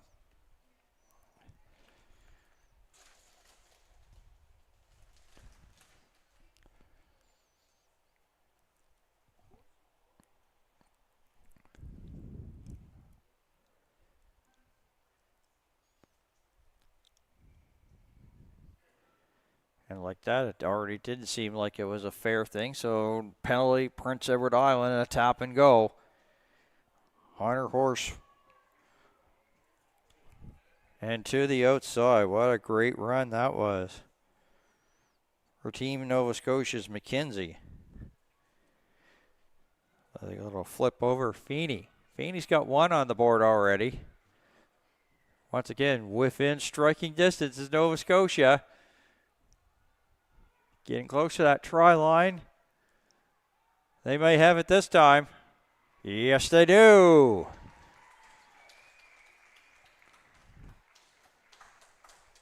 Nova Scotia adds another 5 on there, 24-0. Putting on a clinic here this afternoon in Charlottetown.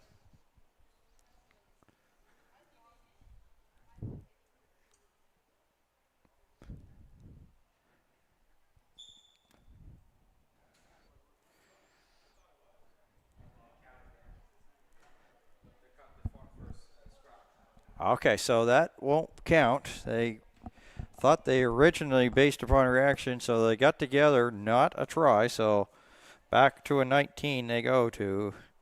We have a scrum coming up, so.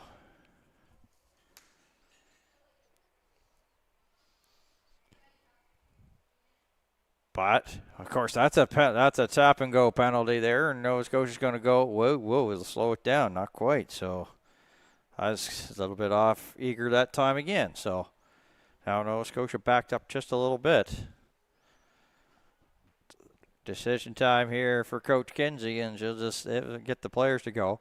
And eventually they do get the try, and that's nodding again. Ola McKenzie, pardon me.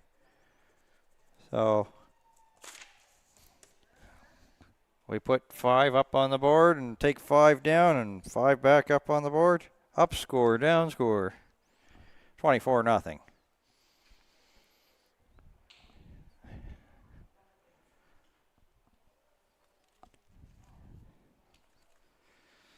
Newfoundland versus Nova Scotia, our 5 o'clock game for the boys portion.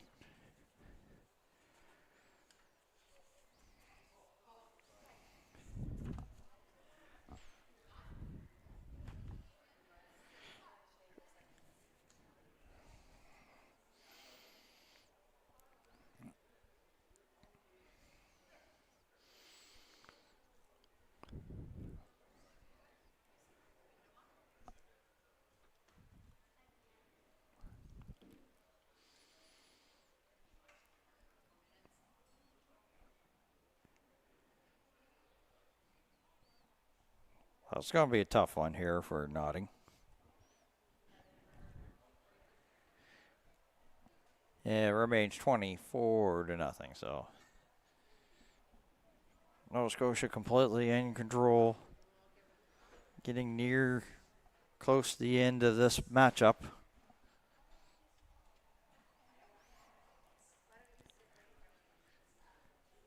Restart and coming up, so Nova Scotia pitching a shutout and looking to see if they could still keep the goose egg on the board.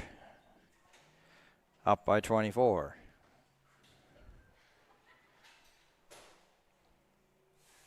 I said I'm looking forward to this Newfoundland Nova Scotia boys game at 5. Future senior players possibly catch and run on the go, as that was right on the run there by Ella Notting. And right into the middle. And I thought that was a knockout because that got pushed forward, and it was a slight advantage for Prince Edward Island. They couldn't use much of it, so scrum coming up, we're just maybe about 1 inch shy of the midfield mark.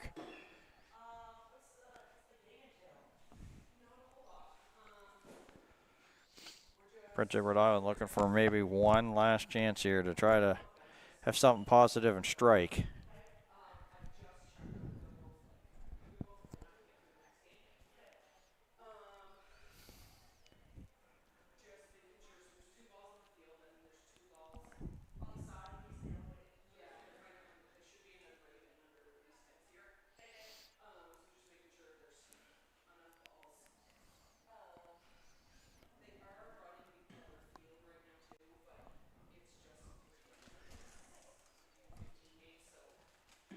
Real long conversation here by the officials with the two respective teams.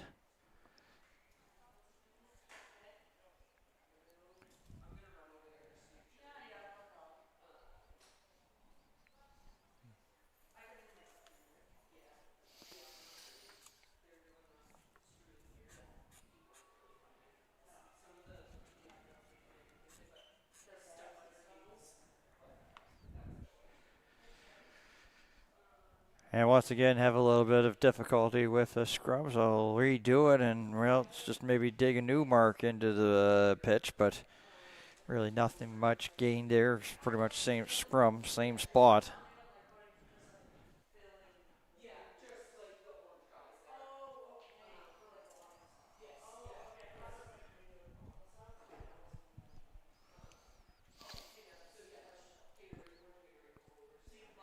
Nova Scotia watching on. As I said, the boys will hit the field here.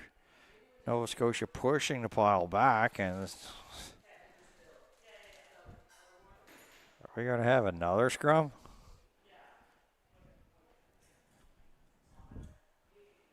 Yes, we will.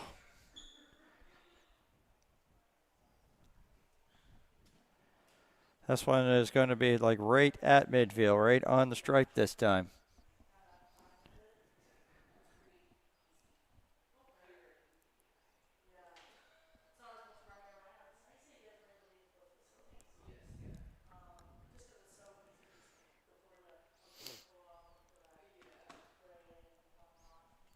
Play really come to a halt. Of course, the score with a big 24-0 and near the end. Like our official clock says, we're into extra time. Hood. Glover Almost up to the 22. Lily Sauer looking for the ball. There's going to be a handoff there to Arbing. And once again, Jordan Josie. Inches away from the 22.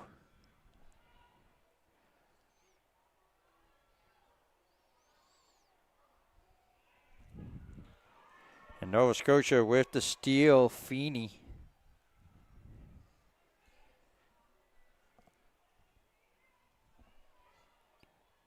McGregor gone up and then brought down. That's not an easy task there by Prince Edward Island. Knock on. And there's the final blows of the whistle to indicate a win here for Team Nova Scotia U16 over Prince Edward Island, 24-0. So, for the entire Maritime Athletic Profiles crew, my name is Dan Hobson. Thank you for tuning in. So long. Up next, we've got Newfoundland versus Nova Scotia, U17 boys. So long for now.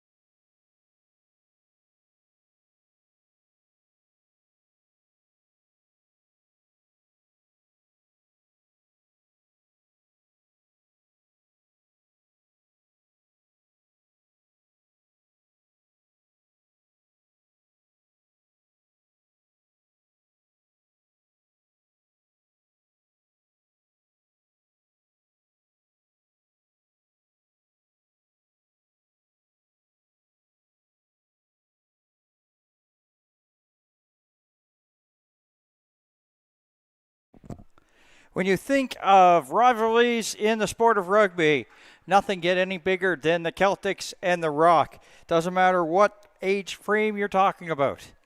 Whether you're talking senior women, senior men.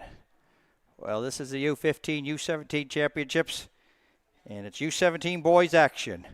Newfoundland Rock, Nova Scotia Celtics on Maritime Athletic Profiles.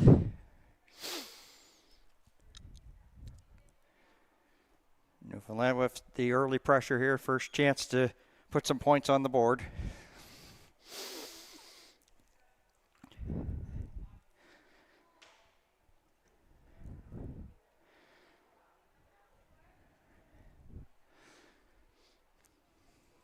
Line out here.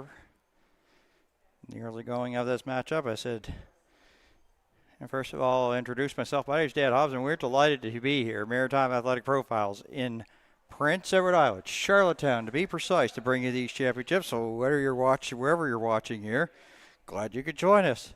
Just past 5 o'clock here on the East Coast of Canada, 5:30 Newfoundland Labrador time, of course.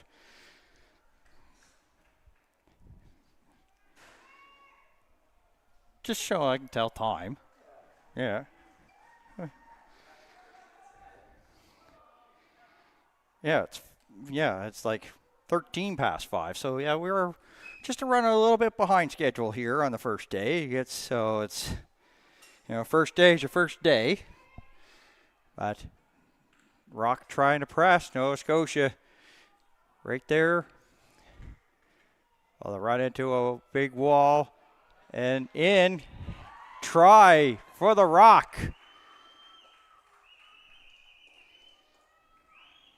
Looks to be William Hayden there for Newfoundland Labrador with the early try. 5-0 here for Newfoundland. And that's what we could expect probably in this one, is a back and forth battle.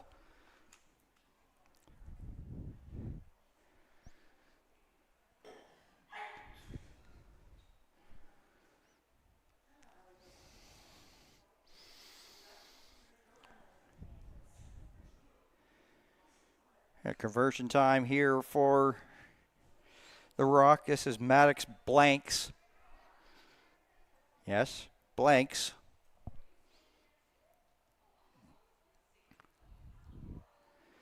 It's right down the middle. It's definitely within range. Chip. Oh, very much easy. Piece of cake there for Blanks. Makes it 7-0 for the Rock early over the Celtics.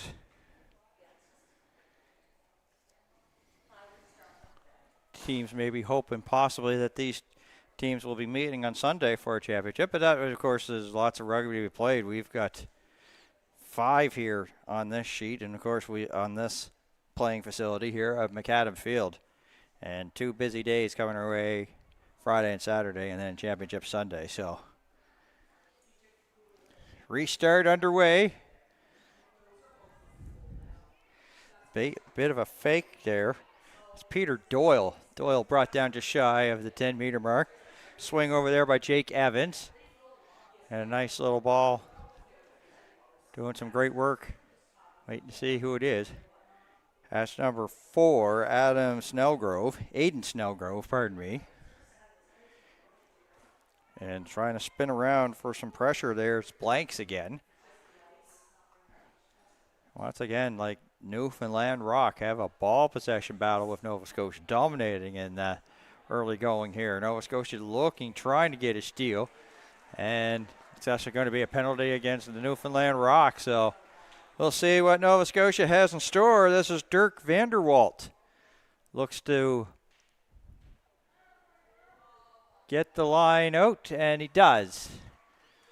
So Nova Scotia will have it down deep in the Newfoundland Rock zone.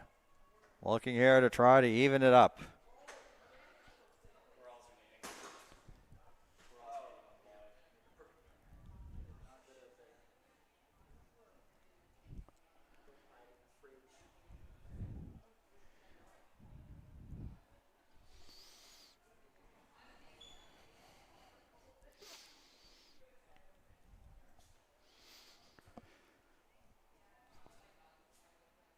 Waiting for this line out here for Nova Scotia.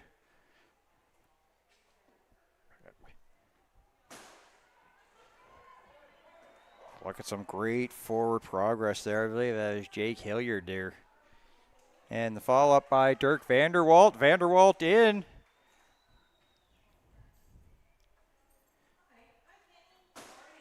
Doesn't look to be rewarded there by the official, but it's going to be definitely within close striking range here.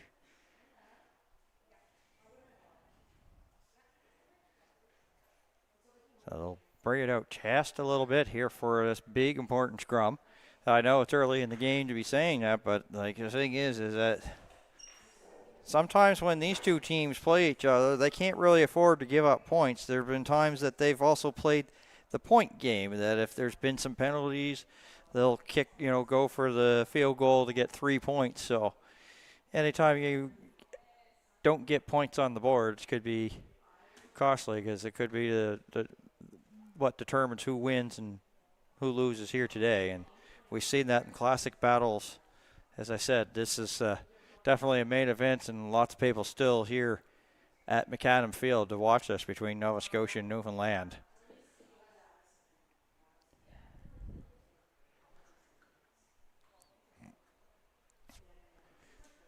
Scrum not really up to the officials like it, so we'll get a chance to restart it here.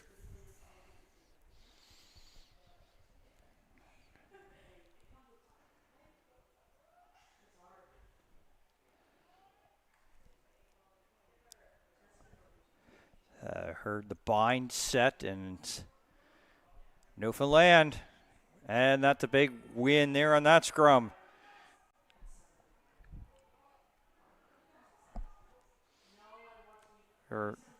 Looked to be a little bit of a middle. There's a tackle made by Jack Hilliard, bringing down the Newfoundland player. Well, there was a fake towards the outside, and inside movement. That was Jake Evans.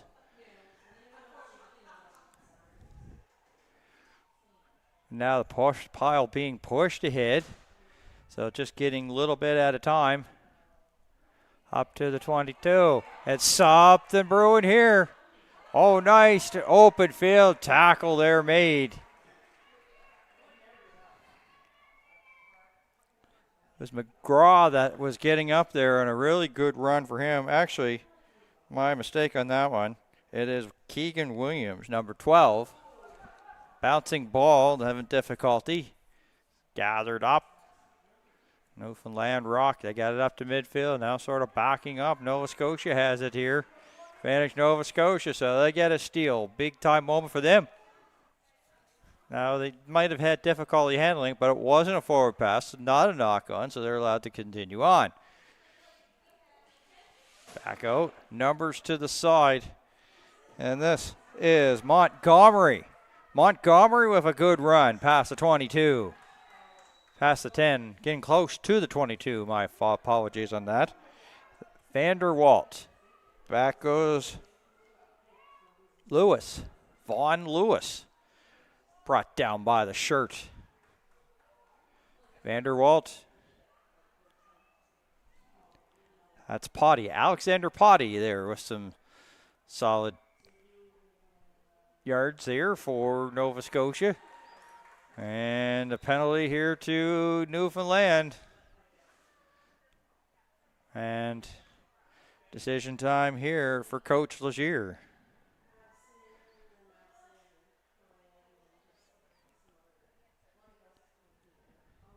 Doesn't get out for the line out, so it's an easy catch on the run there for Luke Holden for Newfoundland. So a little bit of an error by Nova Scotia, unable to get it for the line out. But they get a line out now, but this time it's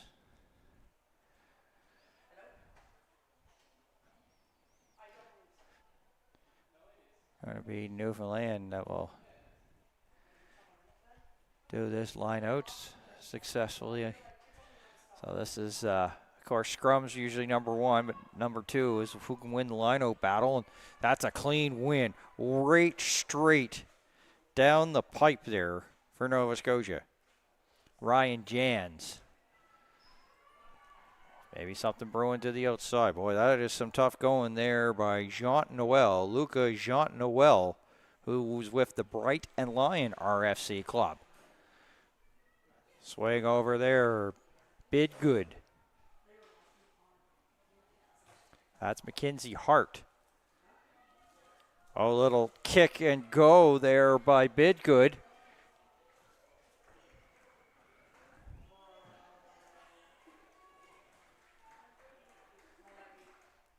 And of course not rewarded, so with back out it comes. Scrum just inside the 22.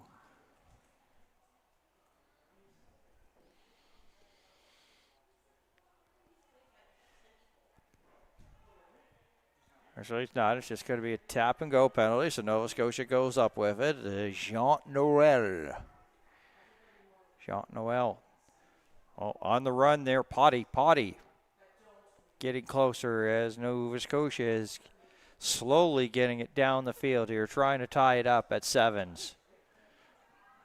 The pile being pushed, and of course some good forward advancement there. Vaughn Lewis pushing the pile, but as soon as I say that, Newfoundland Labrador, the Rock pushing them back. Swing it around. They got 4 to the outside if they could get it 2 there. This is Fulcher. There's a pass into the ground there for Lloyd, Bryn Lloyd.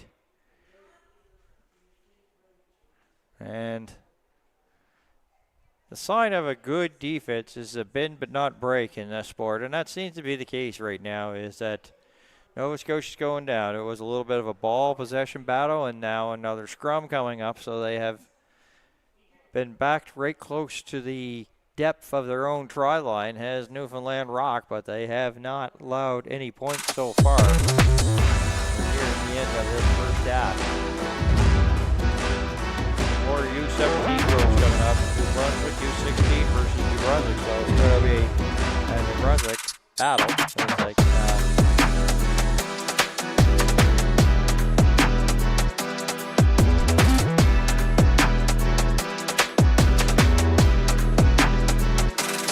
ball sitting down the field here. Having a little bit of some technical difficulties here in Maritime Athletic Profiles. It's a very tough weather to work in. Working on getting those problems rectified, so that's why you see day 1 up on your screen right now. So fantastic work that we have by our crew here to adjust on the fly. And back here, this is of course a mandatory water break here for the teams here in this first half. So with the conditions being like they are, even though it's a 40-minute game, you still get to have a water break halfway between the first half and halfway in the second half. So while that's being done, we'll step aside here on Maritime Athletic Profiles.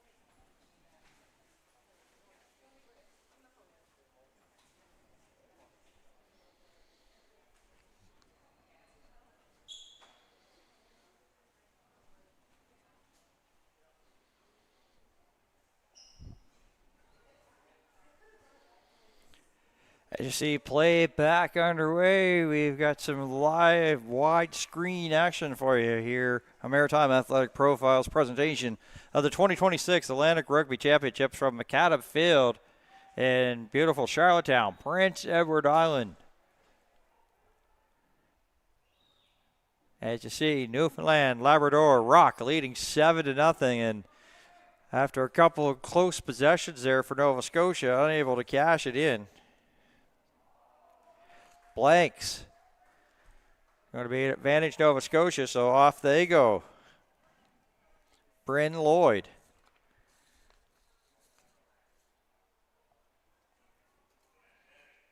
One of the Newfoundland Labrador players down on one knee.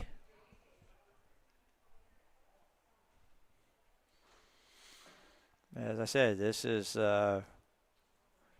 battle of attrition for sure, seeing these teams go at it.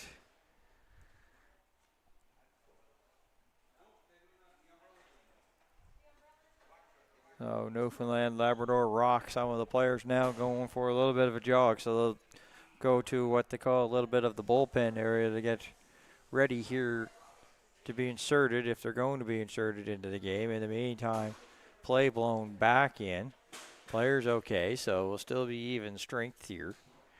And a scrum coming up.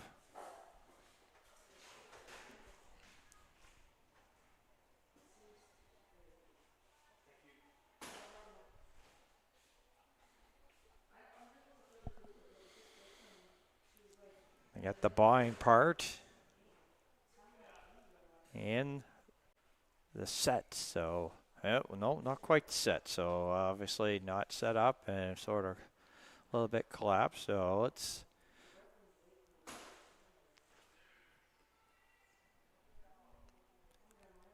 see if they'll get a little bit of the restart here.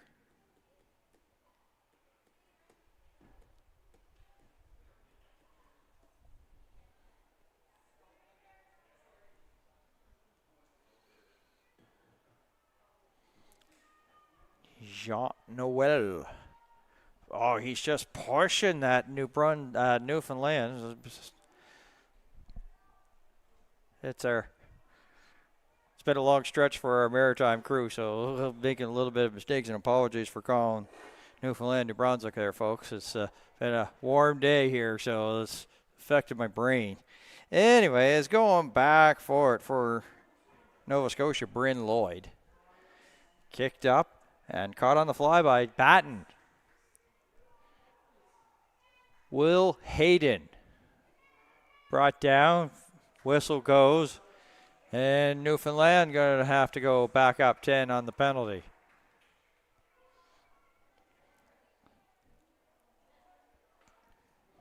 Dirk Vanderwalt has it. Airs it. Can this get out? That's the second time it doesn't get out, but difficulty there handling was Luke Holden. So he has to be backed up. Getting a piece, Kearney. Good little run here by Newfoundland. Back they swing it around. Maybe something brewing here in the middle. To the outside, they get a nice little pitch there. Blanks trying to get to the outside. And play blown down, and do we have a Newfoundland penalty? Yes, we do. So Nova Scotia ball here in the late stages of this first half. So really important for Nova Scotia to try to get this one out, and they will succeed on their third try. Griffin Bidgood.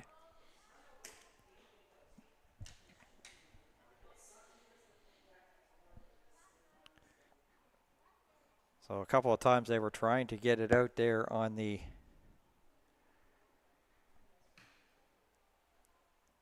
line out 2 times, and they were unable to get it out, so they switched it up, and Bidgood got it out here for this line out here for Nova Scotia, and they got everything all lined up for the line out, but kind of need a ball, so they'll have to go get that, and that is Giacomo.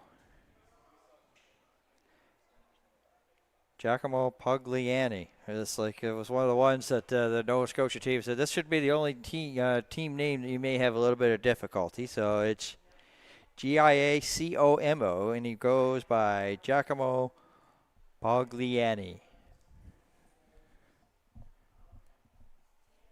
Scrum time. And Nova Scotia has the ball, but they're not going too far. And then referee blows play down. It looked a little bit scrambly in the first place.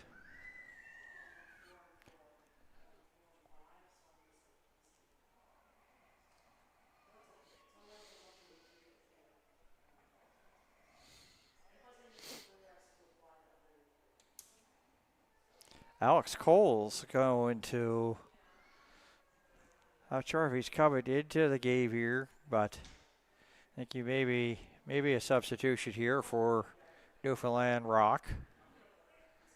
They have a man down, so I imagine it's just 1 for 1.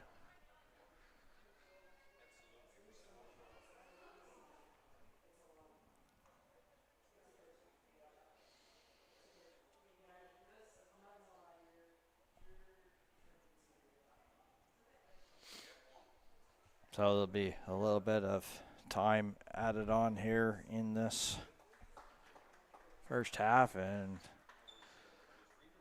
he'll walk off on his own, so that's a good sign.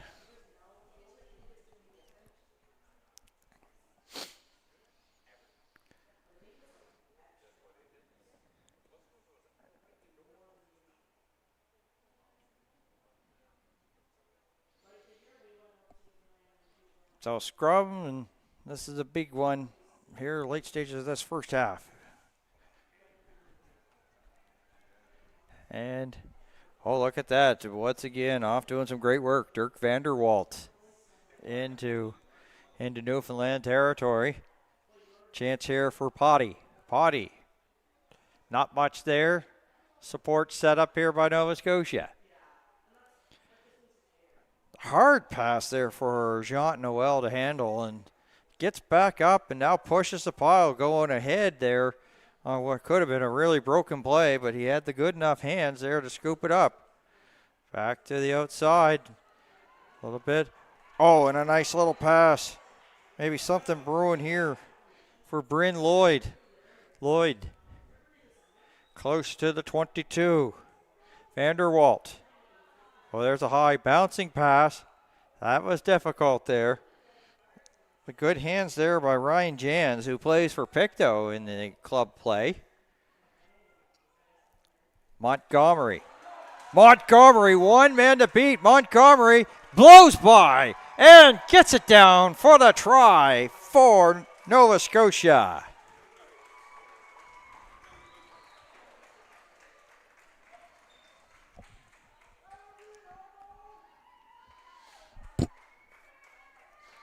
Once you knew that he had so much room and just one man to beat, and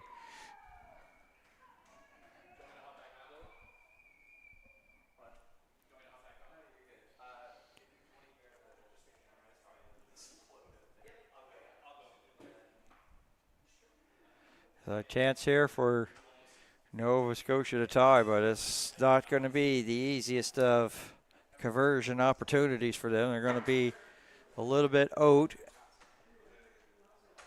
off the mark here. So Bryn Lloyd.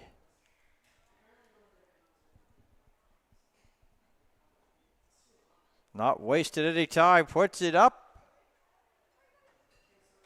And good.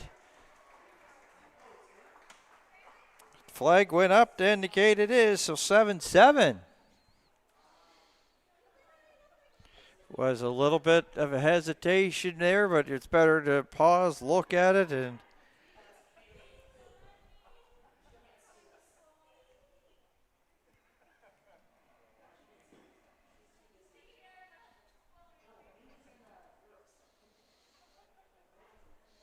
so see we've added we got probably about our clock unofficial, so looking at like 5 minutes of added injury time and maybe a little bit more, but we'll see. Could be just a matter of this could be looking at a restart and seeing that this could be almost the final play here of this first half of a 7-7 game. Newfoundland striking first, Nova Scotia late.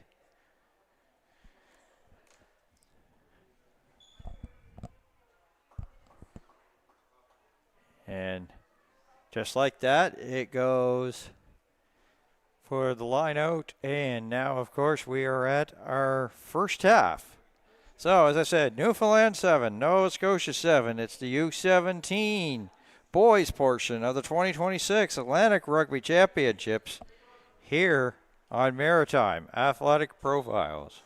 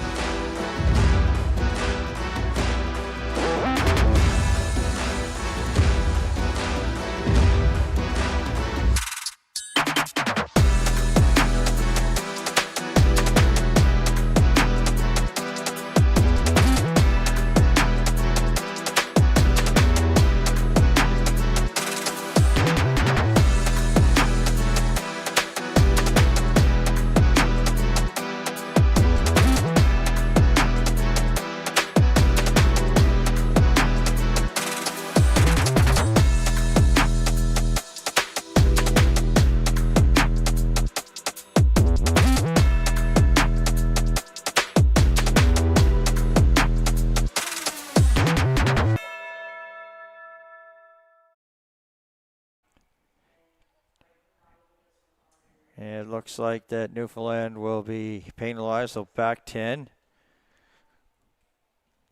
Nova Scotia talking about their options of what they're going to do here. 7-7. Griffin bid good. Left foot.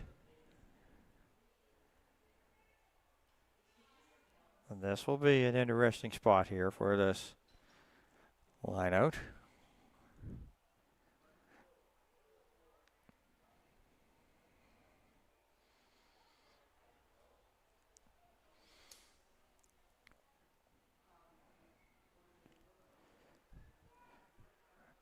And it's basically going to be a tap and go here for the Rock, and they have difficulty with it. So now, of course, advantage here, Nova Scotia. Can they keep possession of it? So one mistake followed up by another mistake. Kingston I from VRU. There's Hugo Montgomery again on the out, trying to get to the outside. CJK with the pickup. And once again, whistle stops play.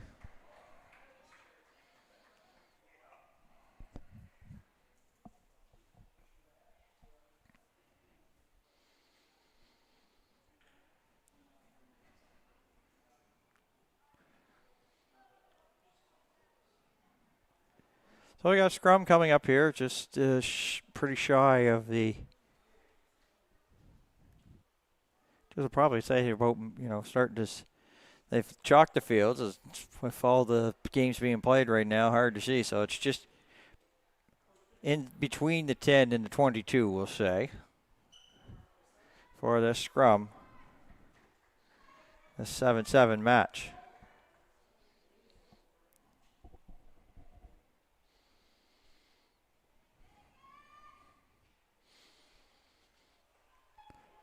Nova Scotia looking good. It's just like, they won that one so easily. The ball was there. They had to hesitate momentarily because they didn't know.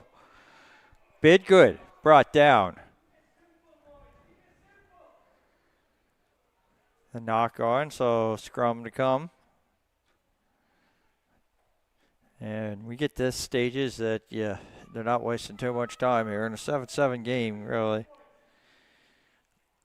20-minute halves. That's really, really tough. As I said, it's, the scoring is going to be not really a high scoring affair between these teams because it's just not enough time to get the points racked up, but they pretty much know if they're going to score here, they got short time to do it in this 20-minute half. They may put a few minutes extra on for like injury time, but not wasting any time. Also going to be a water break here, probably halfway. A nice little effort there as the tackle made by Seamus McKay, also with Tars. And there's Chase Jackman. A bit of a knuckler. That's an easy catch there. Hilliard bringing it right back into the middle and into Newfoundland territory. Vanderwalt. A little fake there by Bidgood.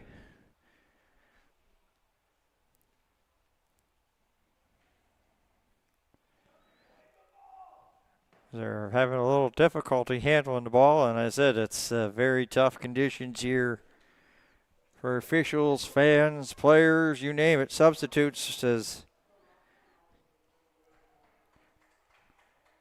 Thomas Warnica will go in along with Sawyer Harding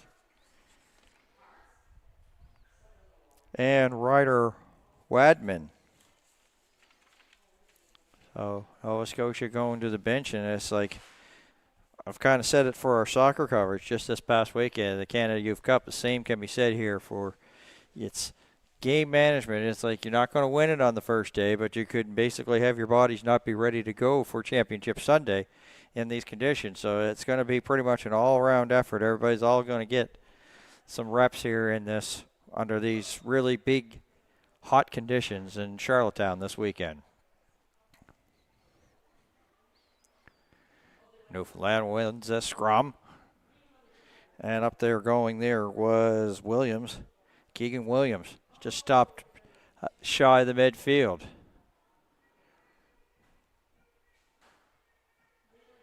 Well, that was a pretty good idea there by Newfoundland. Get it into Nova Scotia territory. Just pretty much grab the ball and take it up the gut.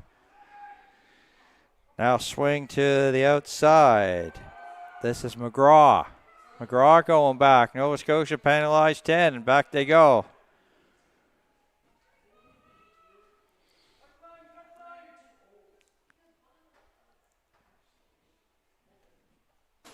Wait to see if they do like a tap and go. Looks to be set up for a line out. Will this get out? Yes, it does.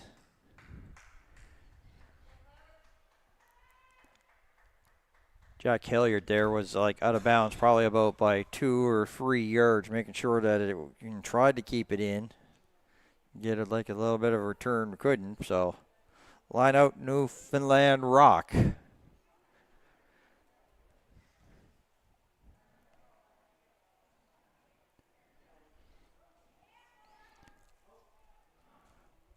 Hudson Allward. Oh, there's a big battle there. Is just freshly into the game. Harding trying to make an impact here is going back with it. Actually, is Cormac McKay, 16. Actually, it's Alex Cole, 16. And over it goes here, Peter Doyle. Doyle. Nice tackle. 4 on the side there. Nothing going there. And Newfoundland Rock going back.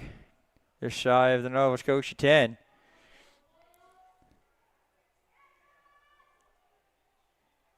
Sinyard stopped.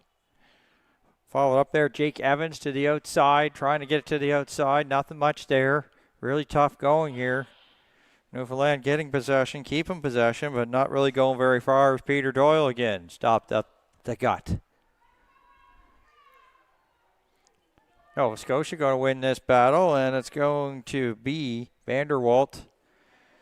A little difficulty there as he kicked it high into the air. So ball handling in this game, bit to be desired here for both teams. A few knock-ons, and as I said, it's like a very warm day. It's like, and then you have, the moisture of things. It's just not the easiest of conditions here at McAdam Field in Prince Edward Island. Charlottetown, to be precise. Only 4 on this near side here. Not much going there, and Nova Scotia will be called back 10.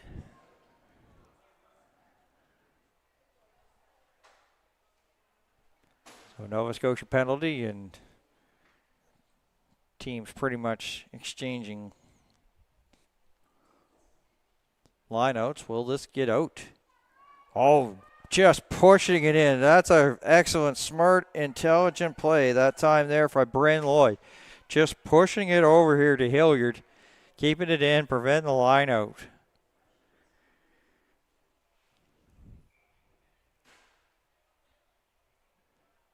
And now the teams are going to head to their benches here. As I said, with this, even if it is like a 20-minute half, 40-minute game, you still get water breaks in it. So that's where we are at now in this matchup of a 7-7 game between Newfoundland Labrador, the Newfoundland Labrador Rock, and the Nova Scotia Celtics. And I think there's been a couple of times that I've dropped Newfoundland and have not dropped the Labrador, so my apologies there, but it's definitely Newfoundland Labrador Rock 7 and Nova Scotia Celtics 7 here as we're now into the home stretch of this matchup, the U17 boys portion. 2 more girls games coming up. We'll finish with a U15 Newfoundland versus Nova Scotia at 7 o'clock, and then New Brunswick U16 versus New Brunswick. So if you're a betting man, you're going to go for New Brunswick in that game. So that's a sad joke, I know.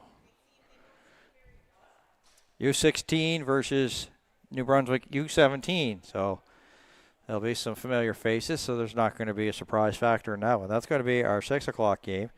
This one started about 15 minutes later than the previous one, so probably once again the same sort of thing, as we'll start right around about 6:15 for that one. Nova Scotia has now come back right onto the pitch, and Newfoundland Labrador just about ready to finish their huddle and their water break.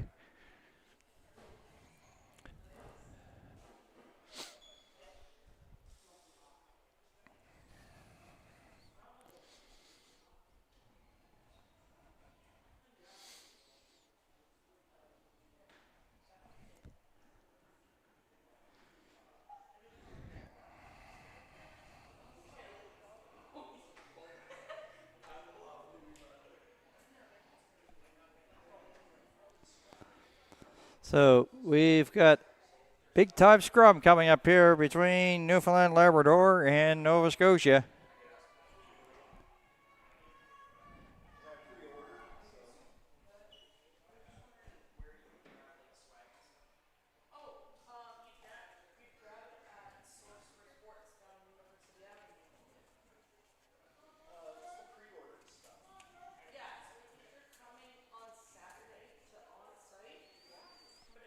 Scrum just set to get underway. Nova Scotia looking to take advantage. Vanderwalt, man, there was no way that he was going to come up with that. There's going to be a penalty against Newfoundland, so they have to go back 10 nonetheless. And we'll see what they decide to do.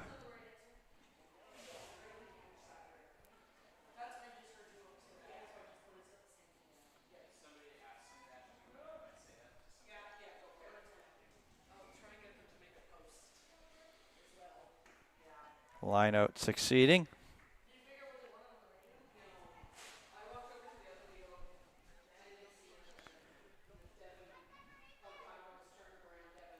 Yeah, so we're looking at about 6 and change left.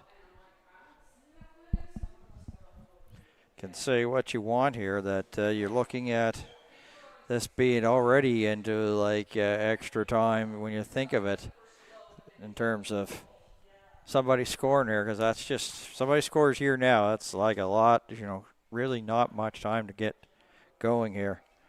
Or Nika is sort of made a few moves, but in the meantime, there's a whistle on the play, so a knock on by Nova Scotia, so maybe not the cleanest of games there, probably the coaches will say, but it's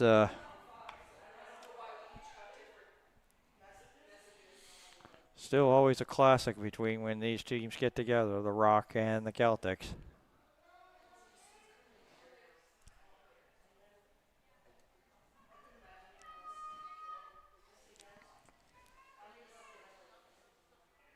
Pyle and Newfoundland Rock is trying to come up the field there. Was Blanks. Here's an opportunity, Snellgrove. Trying to get towards the middle. Nothing much there. Kearney. A little bit of help there. Jackman into Nova Scotia territory. Nova Scotia, no, they didn't come up with it. They could have almost had it. Kearney. A quick little handoff. And this one goes up to Cowan. Benjamin Cowan. Getting it close to the 22 of Nova Scotia. Connor Doyle trying to push that pile for Newfoundland Rock. And another chance here for Jackman. With a quick handoff once again. There to Cowan. A little bit of hesitation there. Back outside. And another chance here for Benjamin Cowan. And just like that, he hands it off to Cormac McKay. McKay releases. Just in time there. Peter Doyle. Down at the 22. Swings it over Snellgrove. Rumbles and bumbles for a little bit more. And then they swing it back again. Blanks. Blanks just walking over the would-be Nova Scotia tackler. And they're getting close to the try line time here. Evans. Nothing much there. Back they swing it. Oh, the handoff, and a good handoff there to Keegan Williams, who's cutting towards the post. Bouncing pass, that's difficult, and gathered up there by Bryn Lloyd. So Nova Scotia, they bend but don't break. Still 7-7. So we get to the late stages here. Just about, we'd say roughly about 3 minutes left. That's not official, of course. Bidgood, tough take on that one, and gets a reaction here from the McAdam Field crowd.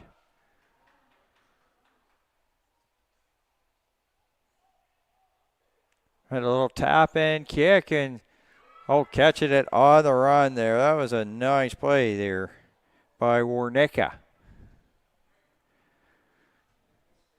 Tried to kick and go, and worked out to the benefit Nova Scotia comes up with it. So, and now down on one knee there is Griffin Bidgood, who's with the VRU, that was the Valley Rugby Club. He's down, but he's back up just like that, so that's good. But look at, you can see the players bent over. This is like tough conditions for these athletes here for day number 1 of the 2026 Atlantic Rugby Championships on Maritime Athletic Profiles. So they are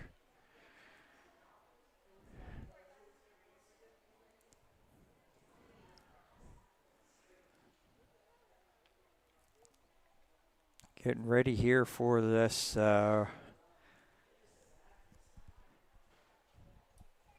restart here by Nova Scotia.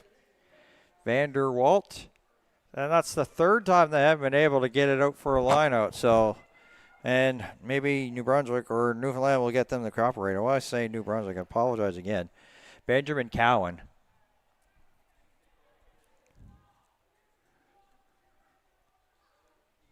A swing over Sninyard. There's a steal by Nova Scotia. Down the pitch they go. This is Wadman. Wadman with one man to beat. Wadman tried to be dropped down by his shirt. They pull him down just shy of the try line.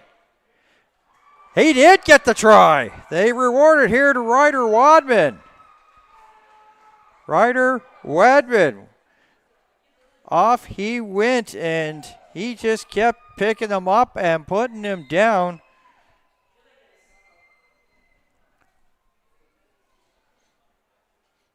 Got into this game and is making the most of it. And Nova Scotia, after giving up the first 14 straight, 14-7, or right now 12-7, with the conversion still to come. Let's not get ahead of myself.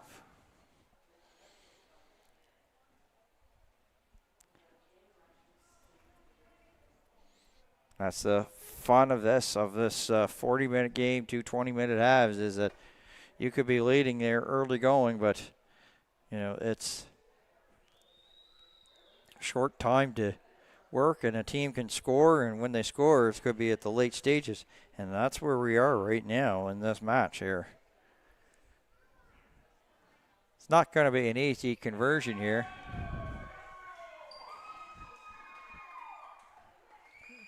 Somebody from the Nova Scotia crowd trying to get them going.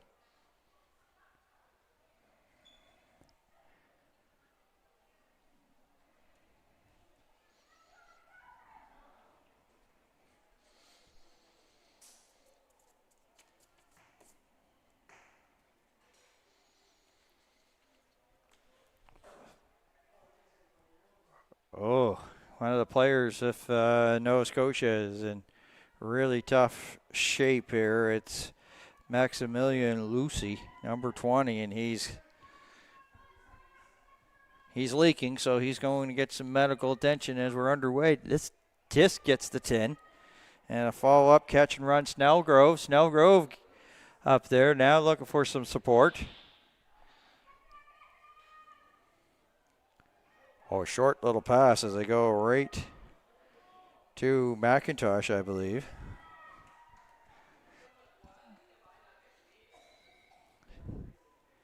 And a penalty here to the Rock, and a tap and go there by Vanderwalt.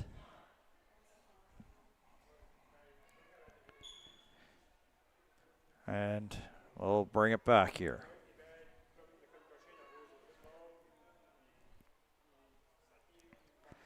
Scrum upcoming here.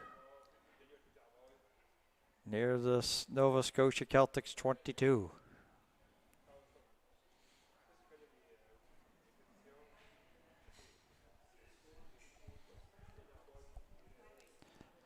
Kind of figured that this would be a dandy of a match, and that's the case in point now.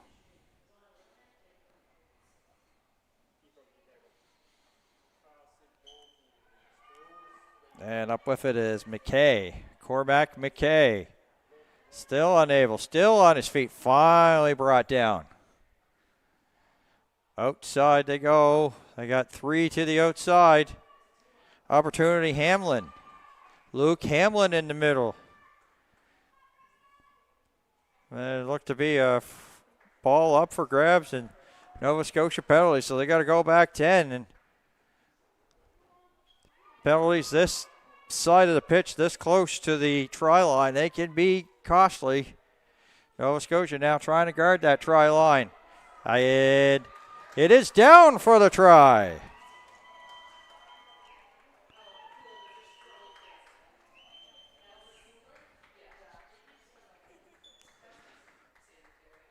Yeah, take a look at it here, and it just kept bubbling, and it's just like, as I said before, you get into a little bit of trouble there, right close to the try line. It's just pretty much was an easy walk-in. So right now we stand at a 12-12 game. We have a conversion coming up.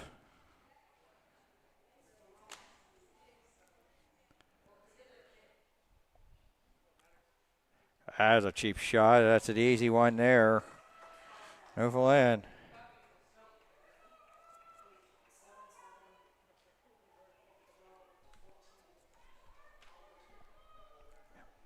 (14-12) Newfoundland leading Nova Scotia. So you have a funny feeling like when I've seen these teams play in the past, especially last year at the Senior Atlantic Championships in Windsor. Sometimes the teams were going for points, so it's a possibility if Nova Scotia can get it down. They're going to try to kick a field goal here to walk off Newfoundland, but Newfoundland Labrador, we have to wait and see. But 14-12 in game that's been hard to get tries here in this one. This really good battle between Newfoundland Labrador Rock, but Nova Scotia's got to get the ball first, so that's going to be the first task, and then second task, see what they do offensively when they do.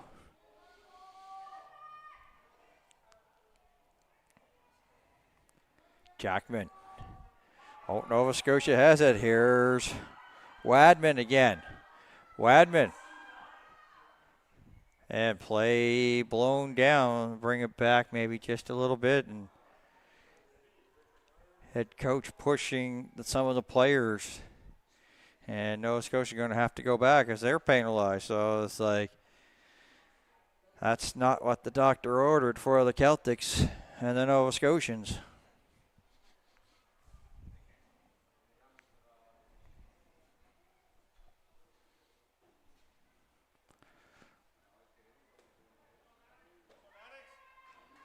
And out for the line out. Maddox blanks again.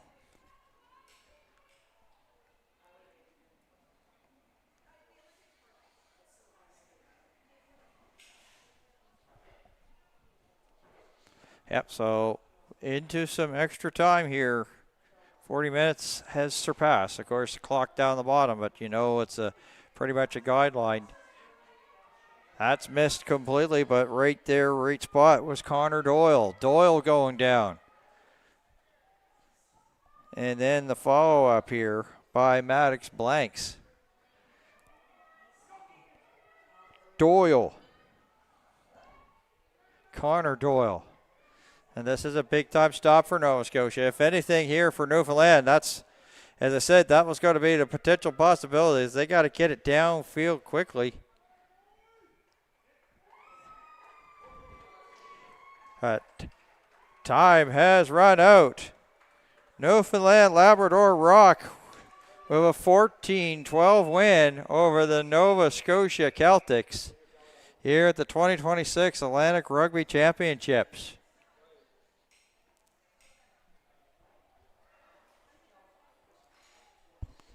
So that will do it for this contest. As I said, we've got New Brunswick U16 against New Brunswick U17 girls portion here at the championships. So for the entire hardworking in these conditions, Maritime Athletic Profiles crew, bodies down, Hobson, thank you for tuning in, and so long for now.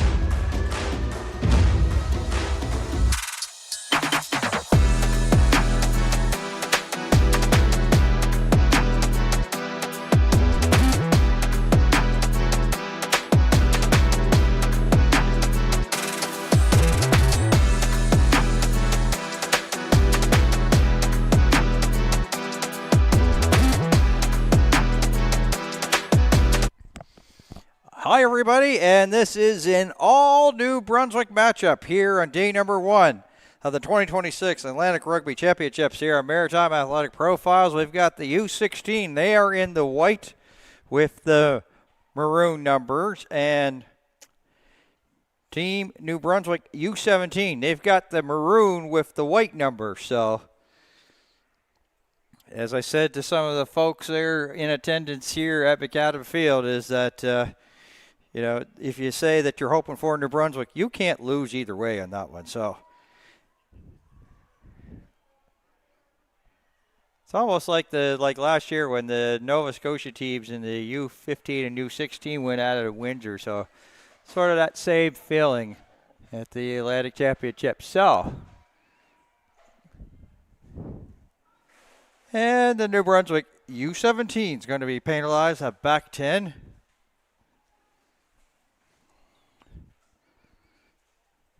And they tap and go right up the middle and just right through. It's like she just ran right through as if they weren't even there. That was just a great run there by the U16s. Yeah. So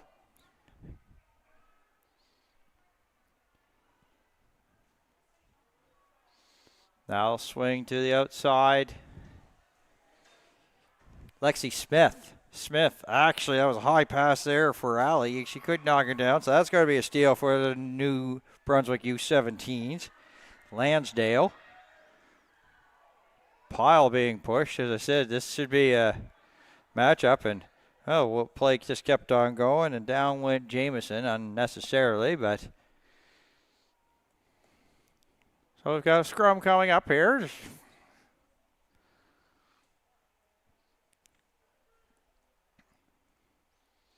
First one of the match.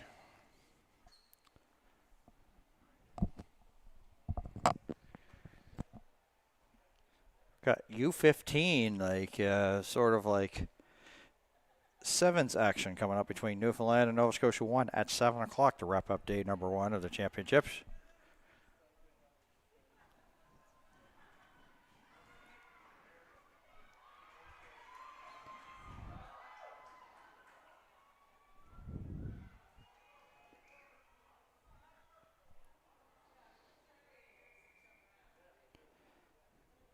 Dunfield wearing number 9 here in this matchup, brought down. So foul against New Brunswick U16. So it's just a tap and go. Nook. Lost it, and that's just easy gathering up there for Foreign. Ava Foreign was the right place, right time for the U16s. Didn't get much and play halted again.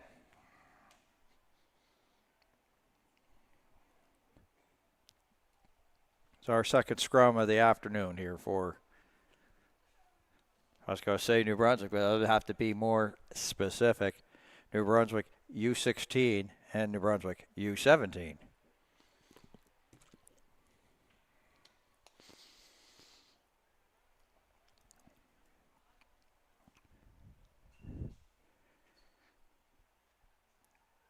Pile pushed. Looks to be Anstey that came up with it. Once again, trying to push that pile. Alley there, also in the mix there for the U16s. Foreign again. Boy, she's just not going to be stopped. As finally gets there. There's a little tap out. Looked to be a little bit of an advantage there. So back 10 go the U17 girls. Anstey. Taps, and then they'll just give it. It worked before. They went right straight up the middle. This time, U17 girls pretty much said, well, we're ready for that. And the New Brunswick player that went up the middle this time is not in good condition. The first time she blew by for probably about a good 20 yards. This time she was stopped, and now she's still on the field. And we're always making sure that we rather err on the side of safeness before we assume a player, because we don't have the advantage of having like a spotter as some other sports do or some other, live streaming sports networks have. So we didn't get a chance to see the number, so we're not going to say anything, but now we'll know here in a few seconds. And that is Ava Ford, number 16, for Ford U16. So, and this is a good sight. She's walking out on her own, so it's decision time here for U16s, whether they'll just have her to the sidelines and then check back in or make a substitution. It's judge's call.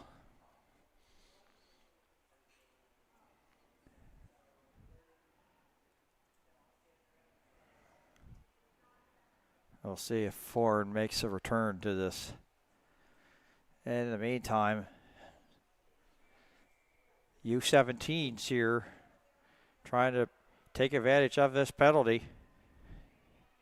Nook going, taking the pile with her, and then they just drop it right back. Hannah Hebert in for the try. 5, New Brunswick U17. Nook did the grunt work, and then the finish there. Hannah Hebert.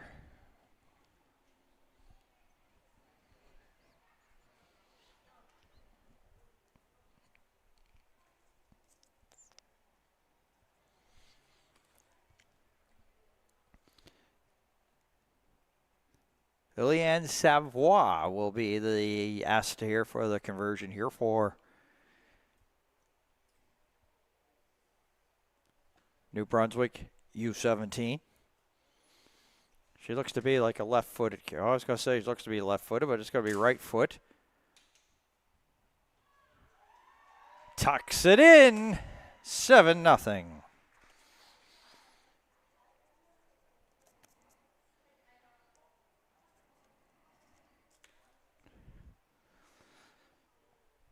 As I said, 20-minute halves, and what happens here is that halfway, because of the extreme conditions, there's going to be like a water break, pretty around maybe the 10, 12, 13-minute mark, and then they resume play and then have halftime for about 2 or 3 minutes, and then play for another 10, 13 minutes, water break, and then finish off the match. So very, very, very tough conditions, and I want to give a shout out to our Maritime Athletic Profiles crew working under these conditions. Has not been a challenge, has not been easy on day one, but through heck or high water, we carry on. Tap and go for Dunfield.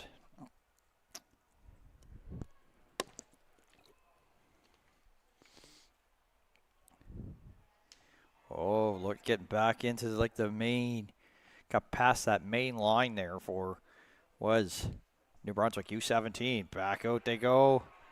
And there, they got something brewing this time. This is Lubin. Lubin trying to be brought down by the shirt. And the follow-up there by Lansdale. Lansdale, try 5, New Brunswick U17s.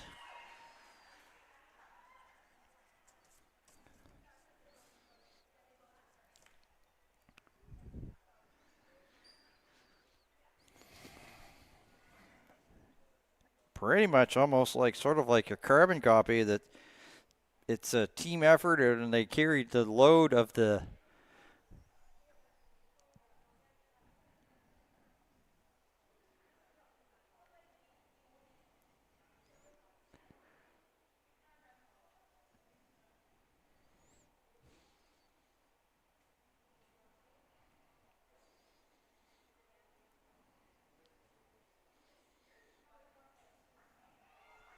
Hannah Lubin did most of the grunt work, and then, of course, the finish there by Abby Lansdale.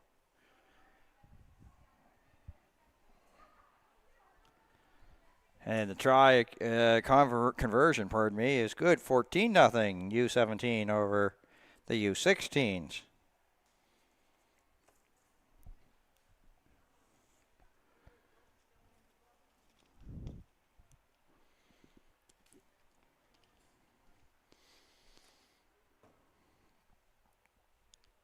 And that goes through the wickets there of Hannah Lubin, but she did a great job the time before, and you see what she's up to now. Oh, big white wall there, stopped there by the 16s. But U16 getting in some little penalty trouble here. So the tap and go, Lansdale outside again. Now they bring it back in. Oh, they blow a little bit and into territory. Arasanya there, maybe a saving tackle there for the U16 girls. Number 4 in the white and green jersey.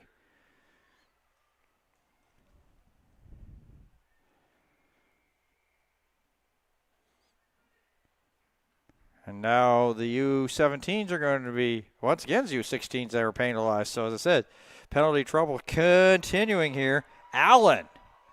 Oh, Allen dropped it. And Fournier tried to pick up, but it's like, that's going to be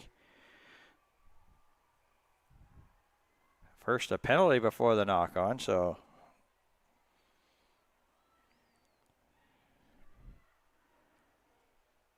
Dunfield, Lubin, Lansdale.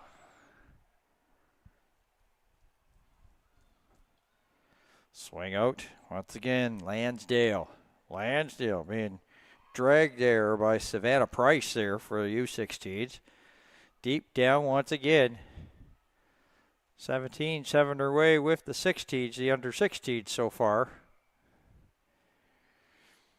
And Hannah Lubin knew that we were going to be penalized, or knew her team was going to be penalized, started walking back before the rest of them, so she knew the penalty was going to be against her team. So back 10 they go, and it's going to be U16 ball, but they have got it just past their own 22, but looking to try to get down into the 17s, and there's a steal again. So the veteran staff here taking it here to the younger staff. I was going to say veteran rookies, but I don't think that that's the case. But U17s up by 2 converted tries, looking to make it 3 on this steal.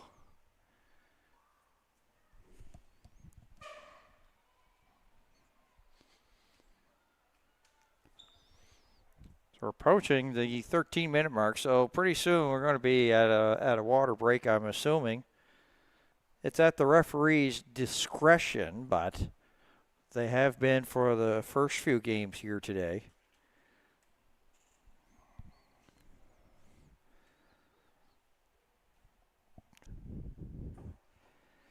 And it looks to be that they're going to try to go for points here. So they bring out the kicking team, so field goal attempt. This looks to be Lillian Savoie, and this is like easy peasy there. Add another 3, 17-0.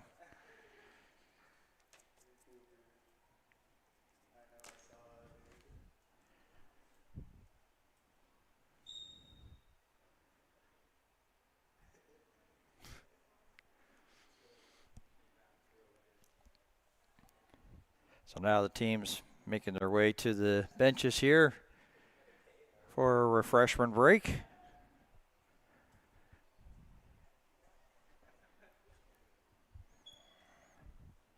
And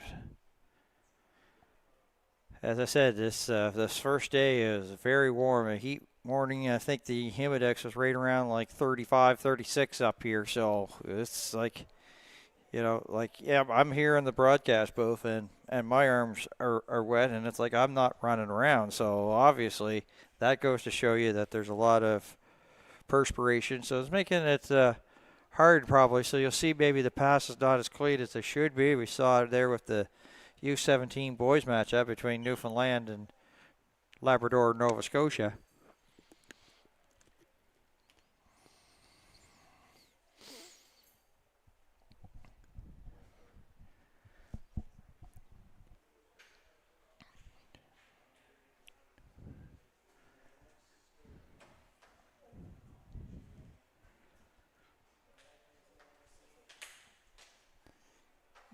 The thing is that there's not even a breeze. It is a warm day here in Charlottetown and not a breeze to be found anywhere.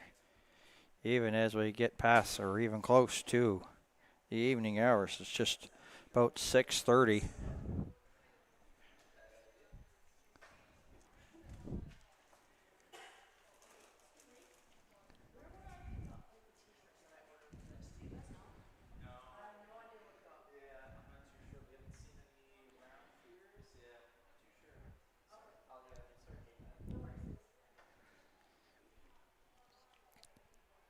Team set to get back onto the pitch here. 17-0 matchup for the U17s, and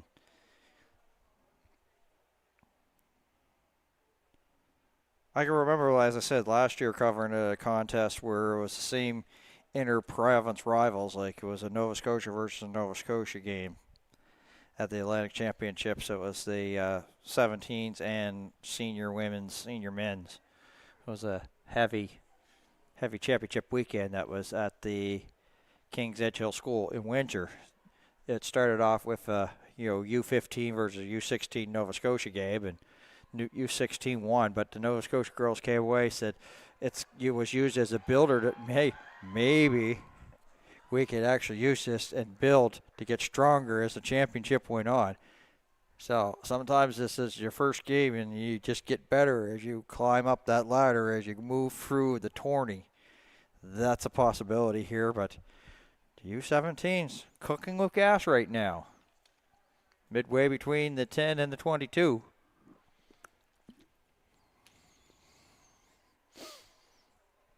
Referee having a talk here with the U16 girls, so can't be too sure what that is all about, but looks to be probably once again another tap and go, and that's the case in point. As up the pitch goes the U17s. Babineau taken down inside the 22. Oh, loose ball up for grabs, definitely a knock on, so actually it's going to be penalty against U16, so it's like thought there might have been a knock-on by New Brunswick 17, but not the case. Foul first. Noonan trying to split the uprights here. To the outside, something brewing here. LaForest in for the try for New Brunswick U17. 22-0.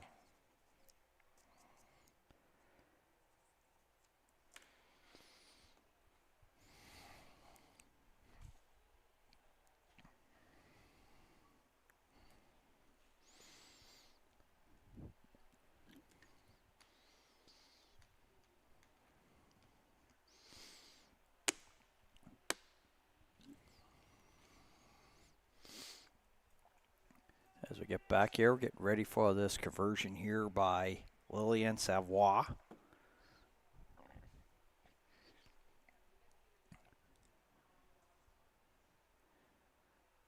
No hesitation. Puts it up and plenty to spare and good to go right down the middle.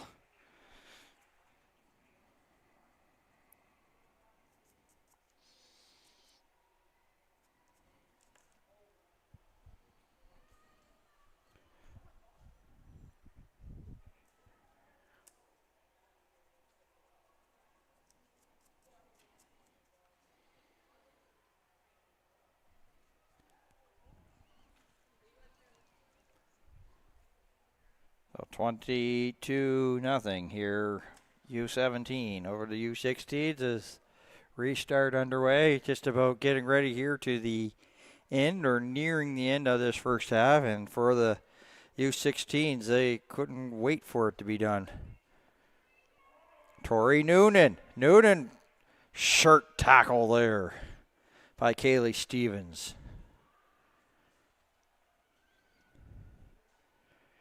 Tucker.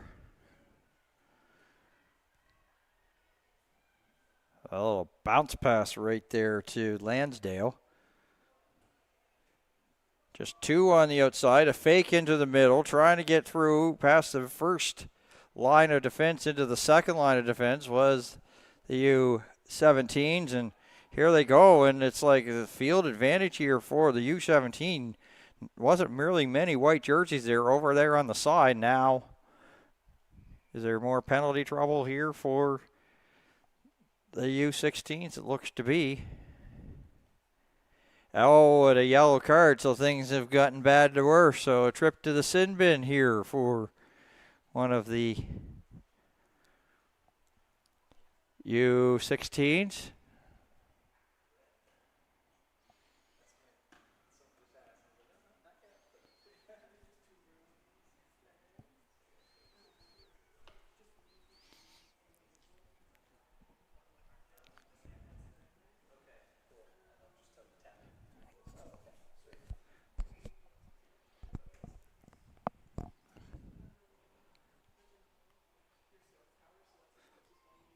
So now things have gone from bad to worse here for this U16 white team. Down a person and down by 22.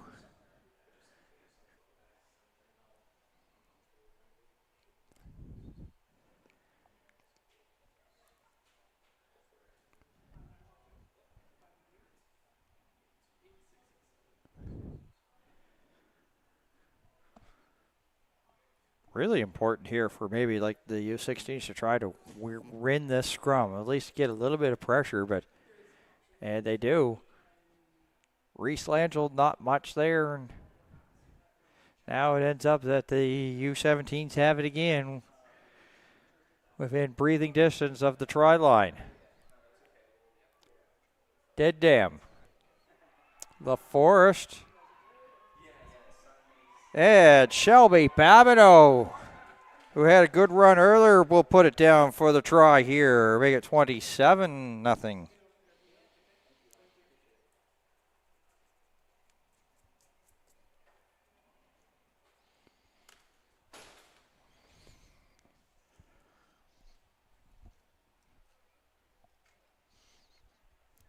So it could be maybe around the final play here of this first half.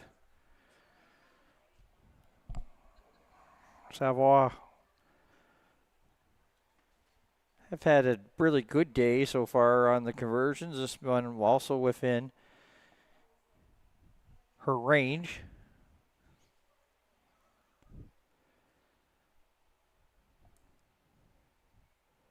With the right foot.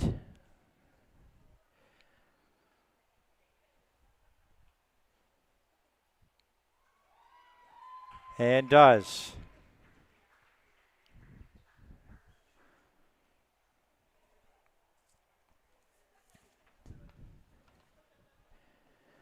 So 31-0.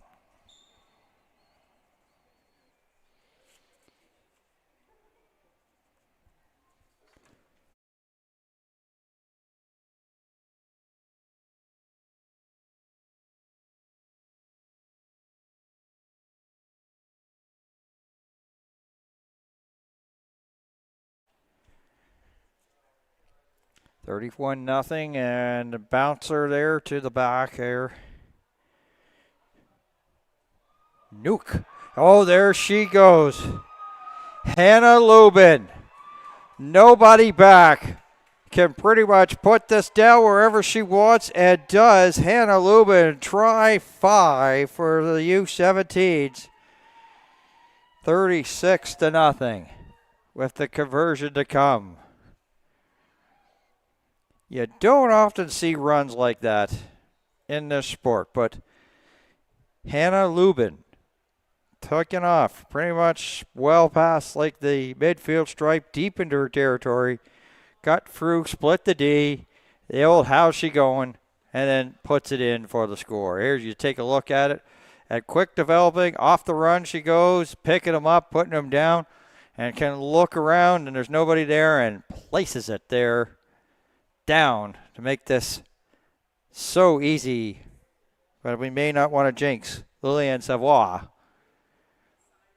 But she's been automatic.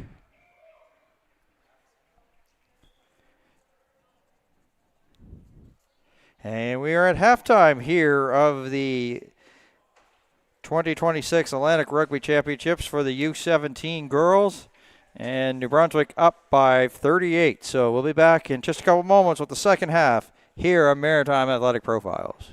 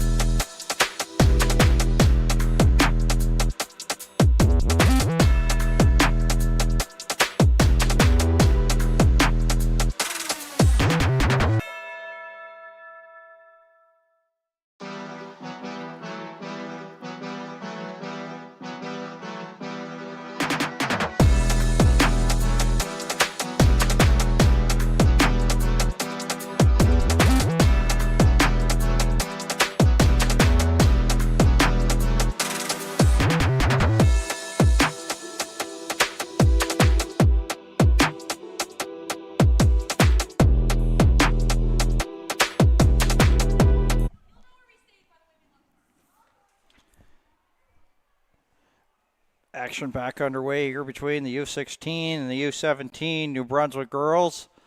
Here are Maritime Athletic Profiles. In listening to some of the crowd interaction at break, one of the gentlemen was saying that there is like you can maybe think that there's not, but he said there is a big difference between playing in the U17 versus U16, and that seems to be the case here for this this U16 team, but they're looking here to trying to strike here, sometimes looking for something positive. New Brunswick U17 up by 38.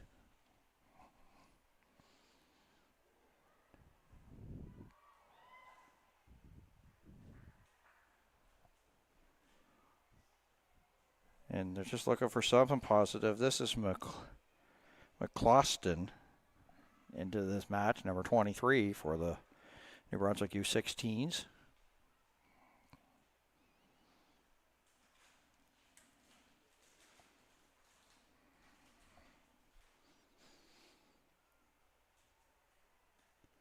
Back 10 here for the U17. So U16 New Brunswick girls looking here to try to get some points.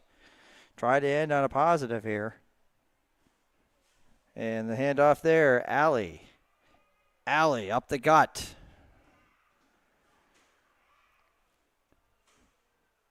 And a nice shoestring tackle there by the U17s.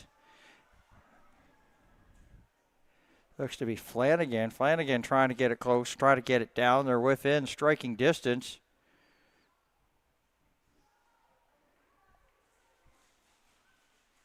And the try is rewarded to the U16, so you know that that's got to feel good there for them. They're on the board, 38-5.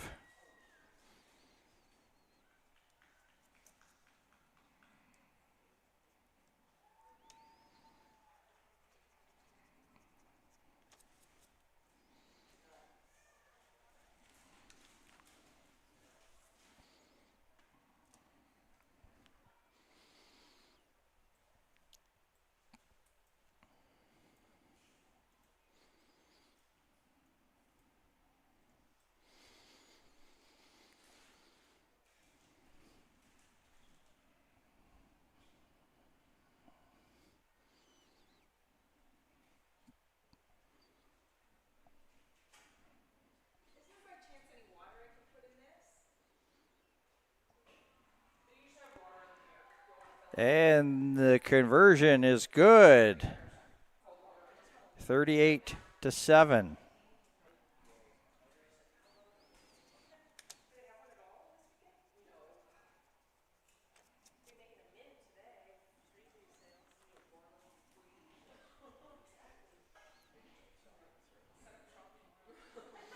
So restart underway here.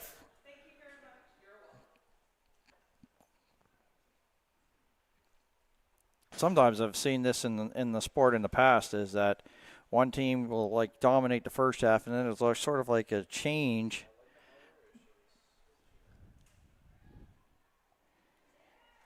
Anstey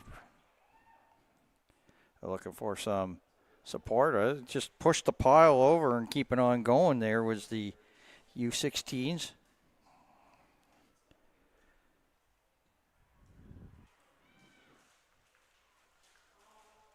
And probably if U16 probably maybe have a little bit better thought, because they sort of had like trying to make something out of nothing and doing a little bit too much on that play, because they had the ball loose and were trying to pass it at really difficult spots, and that's really sort of like, resulted in this scrum coming up. Chloe Woodall will check in. And also Chloe Levine. So 21s, and their first names are Chloe, so that makes it easy.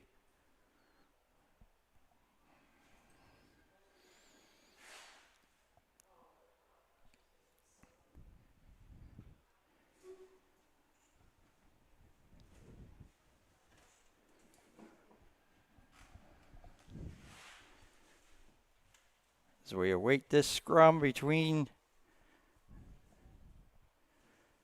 New Brunswick 17s and the New Brunswick 16s in this all New Brunswick matchup. On day number 1, U17 Girls Atlantic Rugby Championships from Macadam Field in Charlottetown, Prince Edward Island on Maritime Athletic Profiles. I got the bind set and she's off to the races again. This is Nuke. Nuke! Down it goes.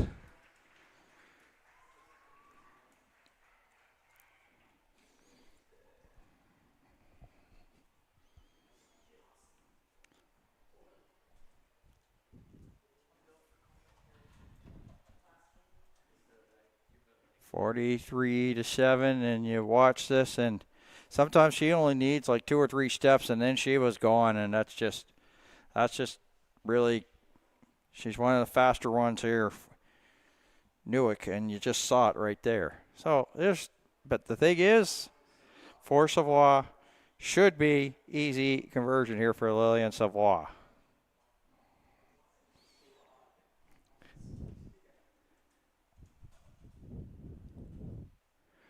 Chip and good.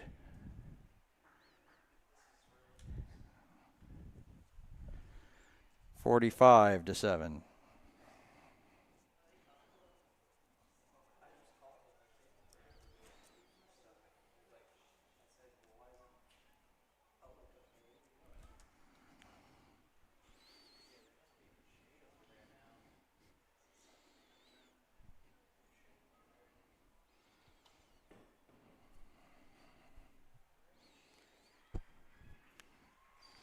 More substitutions here for the U17s. Ava Kingston has checked in here.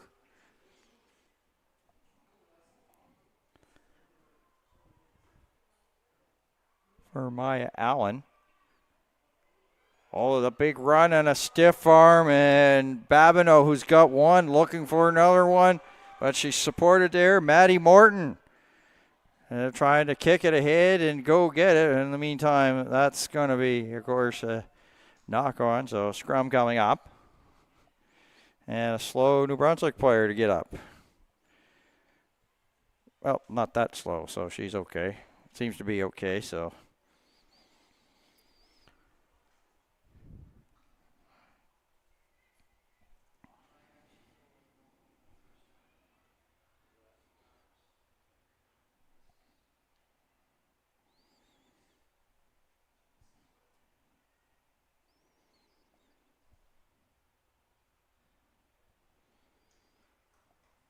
And applause shown here by the Macadam Field faithful.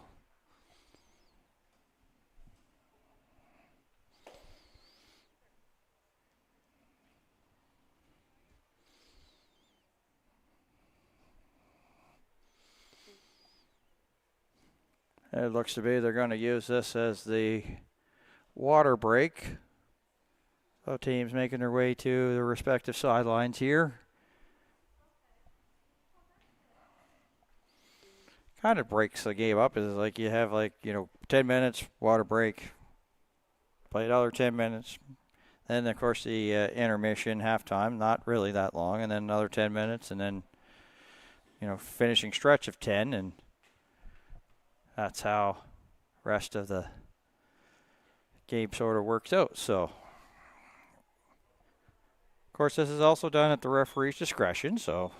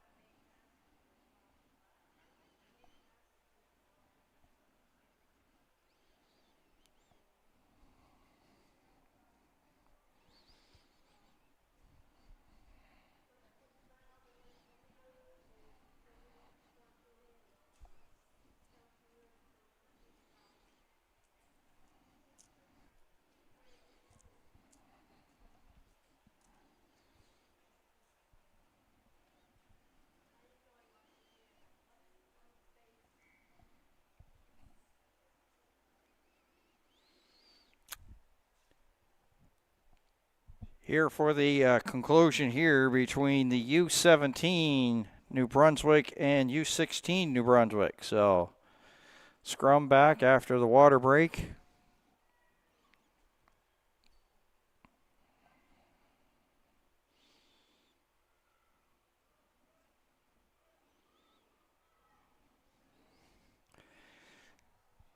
And the U16's a little bit better second half from them, and looking here to try to maybe, like every U16 player here, trying to make the coaching staff of the U17s, you know, for maybe possibly, you know, next year sort of thing. Kingston into the game. Tackle there by the U16s, just yards shy. Numbers game to the outside. They'll go cut it back into the middle.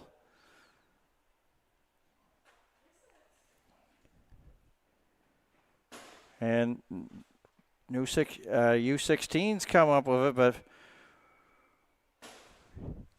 a penalty here going to back up the New Brunswick U17 girls 10. We'll see what they've got in store.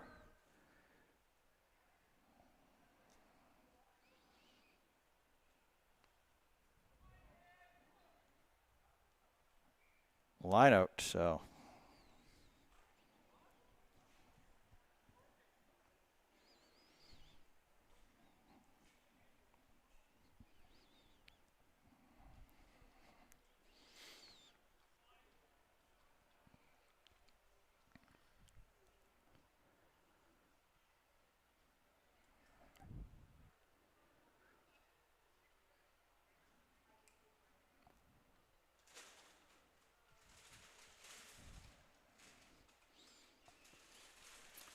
I know the coaching staff here probably with the New Brunswick 16 girls very impressed with how things sort of turned around. It's like, you know, sometimes that you're going to have a really, really good first half and maybe bad second half, or sometimes the other way around. And here she goes again, Hannah Lubin. Lubin. And the follow-up. And another try 5 here for the U17 girls.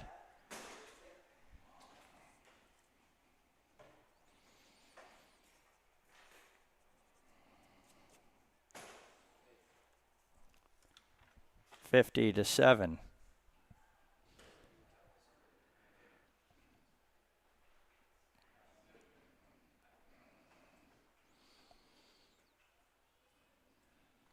Savoie once again settling it on the tee and lining it up here for New Brunswick U17.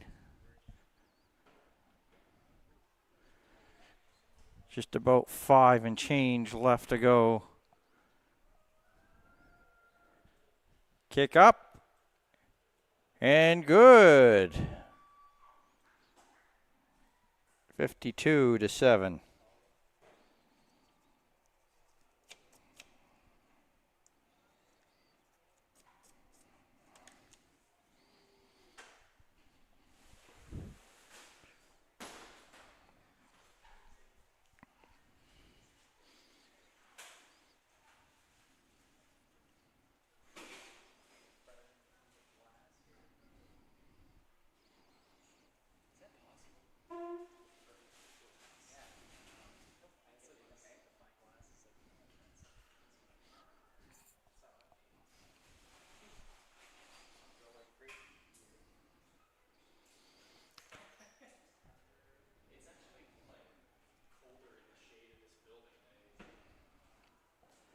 And the restart underway on a couple of bounces.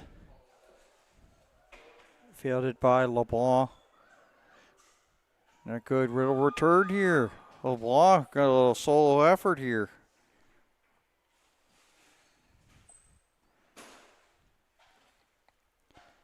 Yeah, the only thing that sort of stopped her progress was the knock-on, so got a scrum coming up here.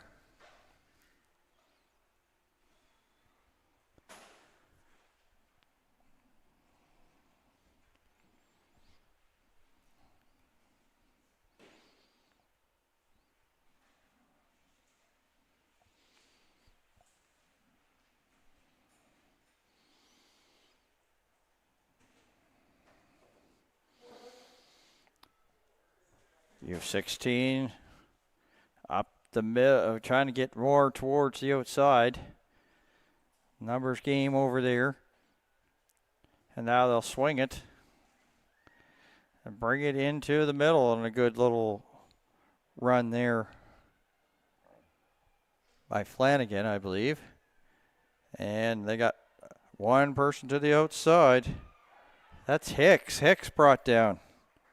Actually, correct me, it was Dempsey. And the 17's off with the ball again. Here's Royanna, Alexi Royanna. They'll swing it here to Noel. Noel brought down. A little bit of help there. Dunfield flipped and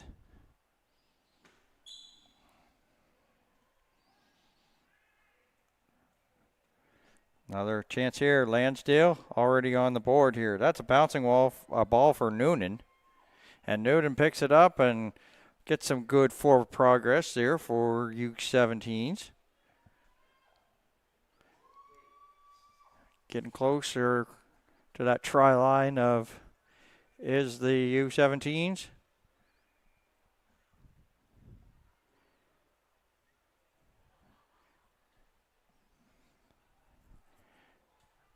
This is automatic, or possibly automatic here. Lubin getting in. Not quite, nothing there from the referee, so just shy of that line. But definitely within danger zone, striking zone here. U16 trying to push that ball back, push the progress. They're battling. And now, of course, a penalty. So that is a really good stand for this U16 girls. That's, as I said, it's been sort of like night and day here between the first half and the second half. And they've gotten some points there, so going to be was an errant pass.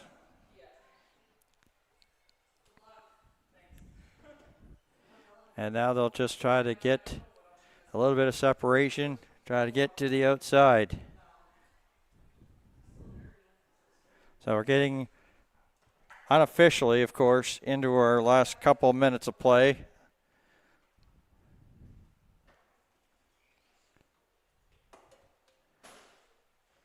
Line out upcoming.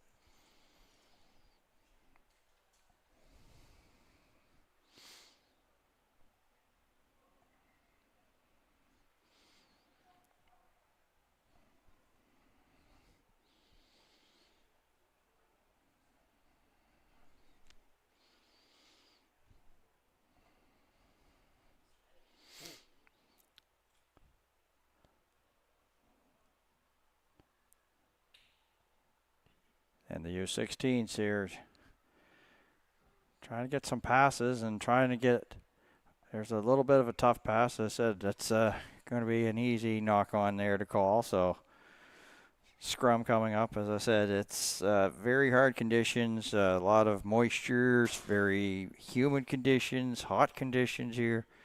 Makes it really hard to handle the old pigskin when you got those type of conditions going. So unofficially, we are in extra time, 52-7.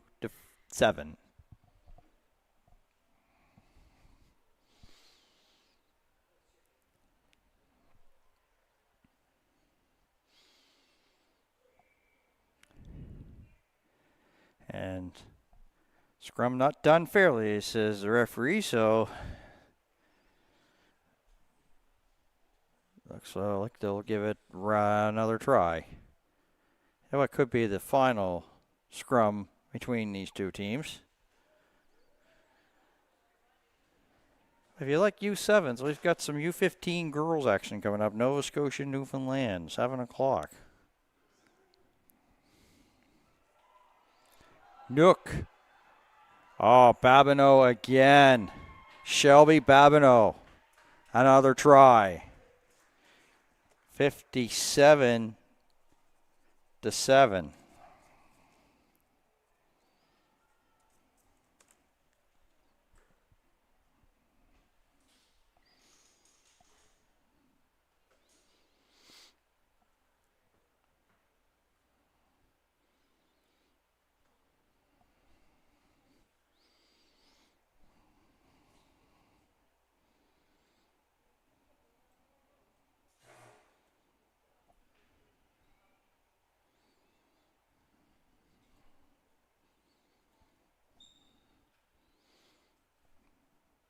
Savoie.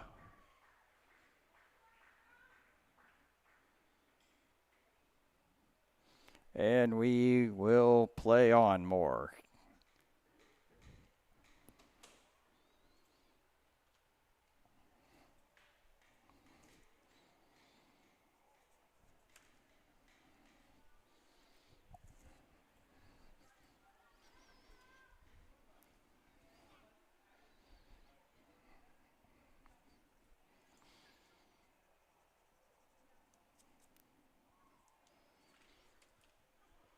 So the restart underway. A little bit of difficulty here for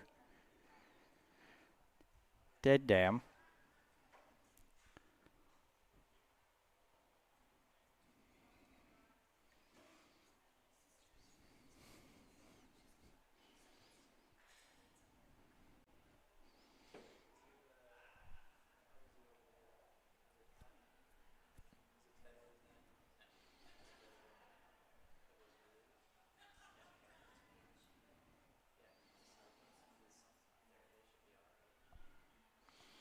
So another scrum underway here with U16s.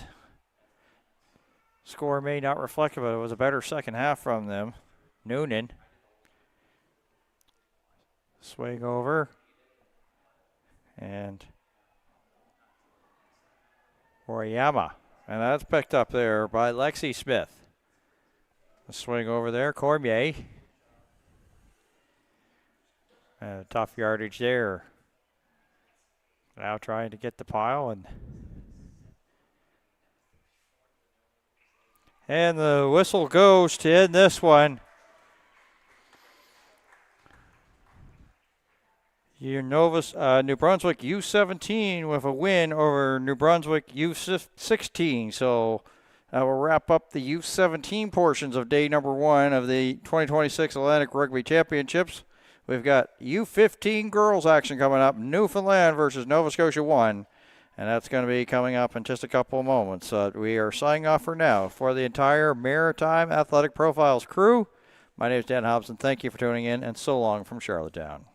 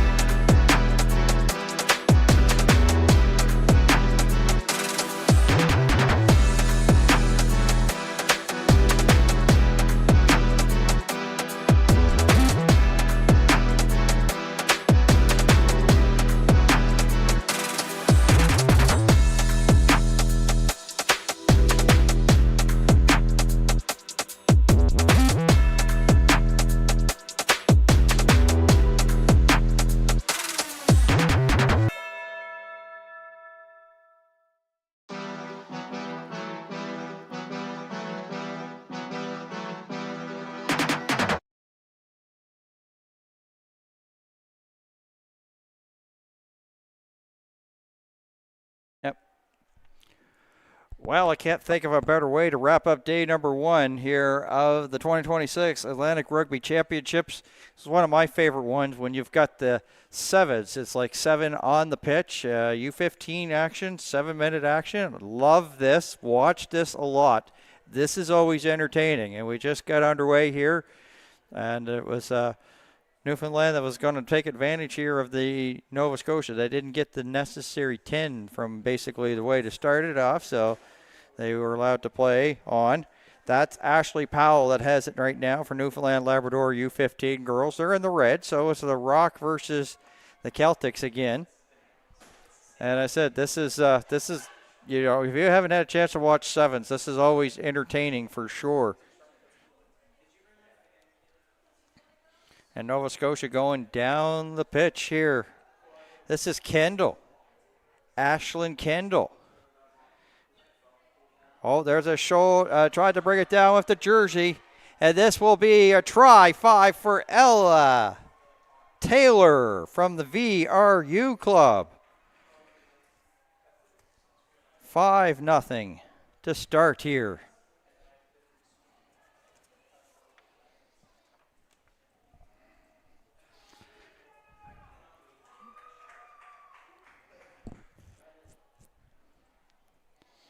This is Jess Rathwell, who is a Dartmouth Pig Dog player, just up and in there. So it's a 7-0 lead for Nova Scotia. They've got two teams here. They've got a blue, so this is the blue team.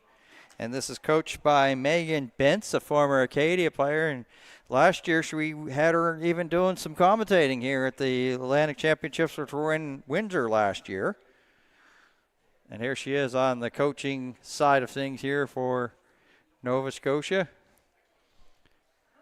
Last year she was like a player but unable to play in the 18 portion, like the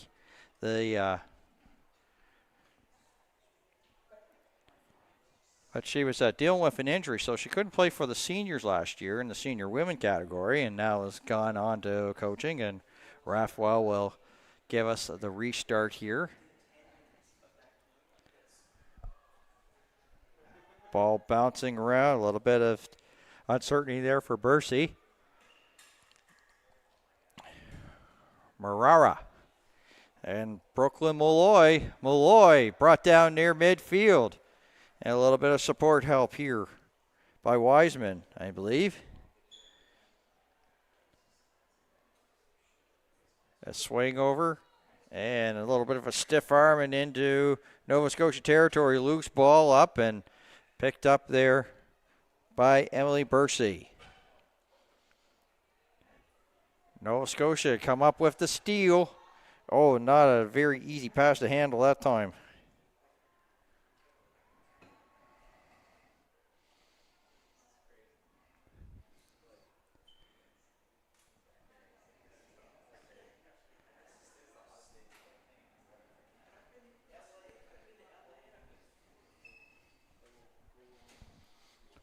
So we'll have our first scrum here.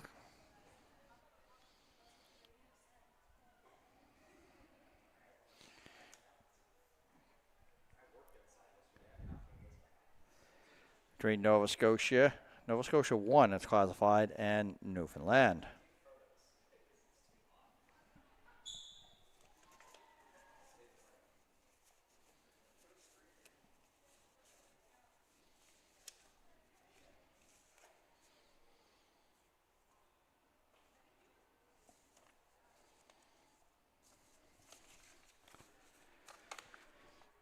And there's something brewing here for Emma Baker there from Newfoundland. Emma Baker up there, getting close to the 22, between the 10 and the 22. Newfoundland on the march, looking here to try to tie this up. And you talk about 20-minute games, how about a 7-minute game? As I said, this is a beautiful format.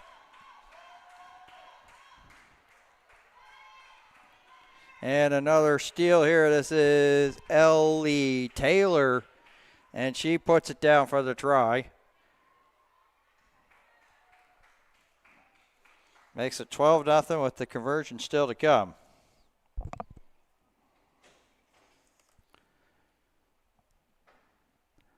This is what I like about the sevens. You've got so much real estate to run around on. It makes it harder to defend because you're still going down the same size pitch, but there's only like 7 out there. As I say, this is I've enjoyed watching some of this, and it's an honor to actually get a chance to call sevens rugby. The atmosphere and watching it on it's just great.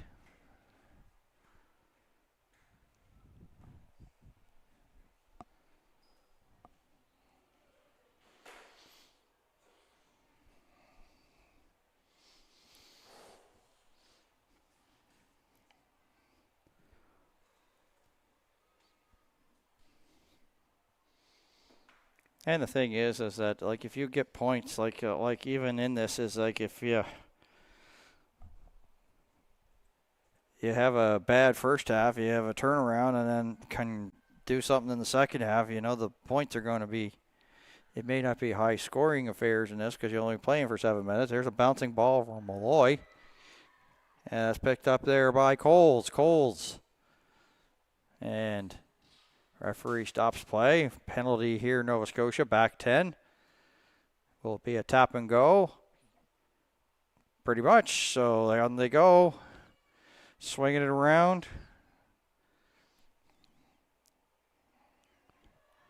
Opportunity here. That was the handoff there by Powell, and now Newfoundland Labrador.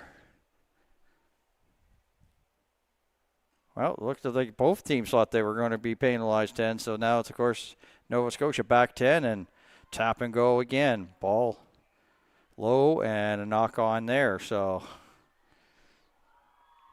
those are the ones that are kind of hard to handle. And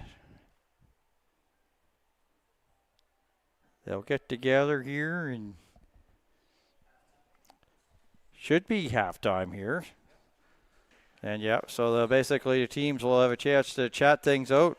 First half in the books here. Nova Scotia Blue leading Newfoundland Labrador here at the 2026 Atlantic Rugby Championships of Maritime Athletic Profiles.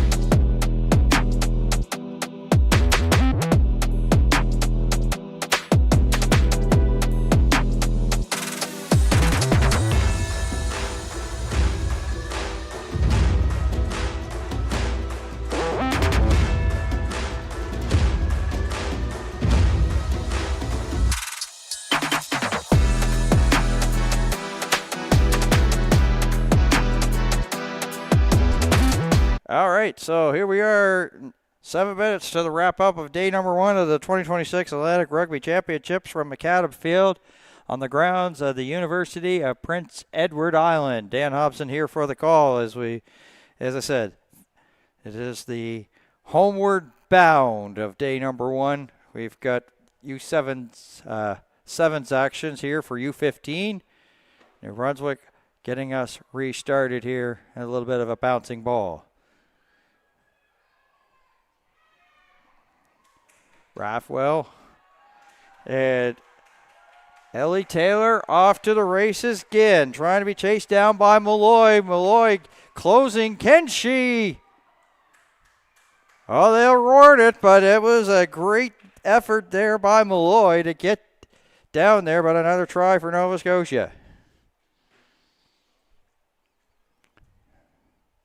Taylor, that's her second try of the match.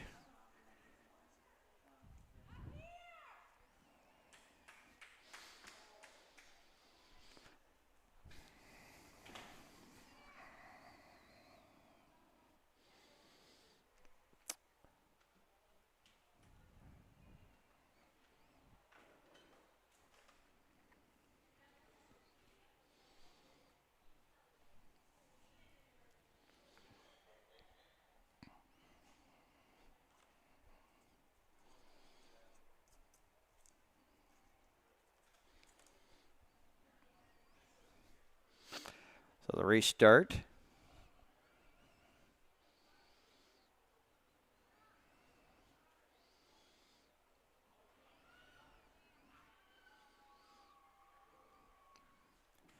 Underway, and that's just over Diamond Gra, number 25, and she's up there looking for that ball. She'll actually be a little bit of a guard there.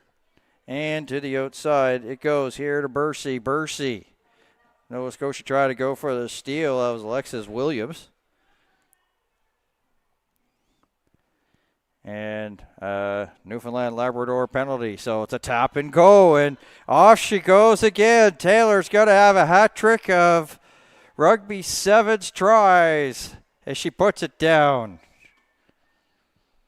19-0.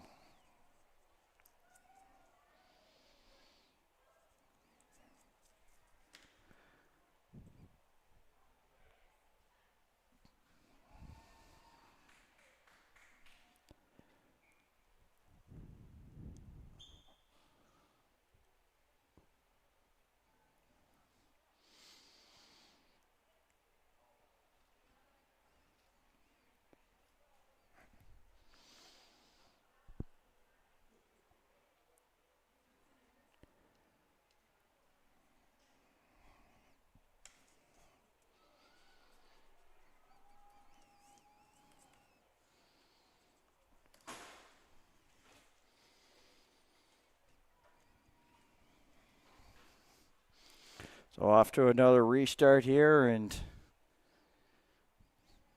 that's it. This is excellent rugby to see. There's just not really much, time to. Basically, it moves pretty quickly, and Nova Scotia is going to be penalized. Back 10, and Newfoundland will put it right into the hands there of Diamond Gra, and you can see she's tough to bring down. Down in Nova Scotia territory. Bouncing ball, and they're going back with it. Manning. Also Coles. And this is Powell. Good yardage there for Powell. Manning swings it.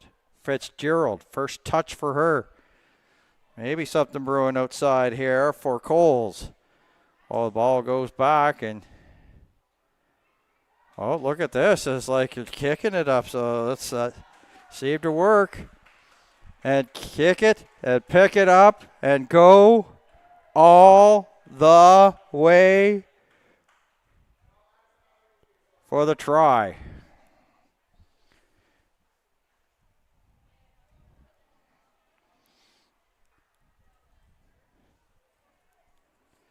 Nova Scotia putting on a clinic in sevens here.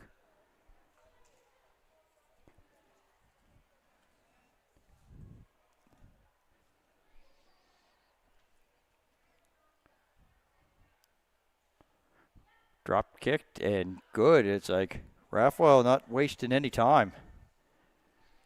28-0. So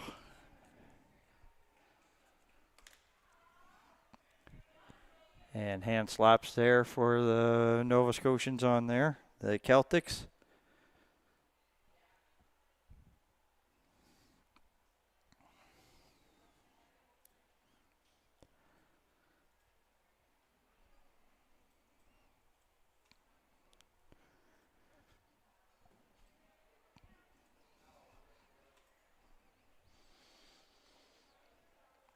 So we got ourselves, once again, 4-try lead for the Blues of the Celtics. Rugby Sevens, as I said, don't blink, you'll miss some action. And that didn't, of course, go the necessary 10, so it will be Newfoundland, Labrador, and off they go. Coles, and referee's like, let's hold up here, guys.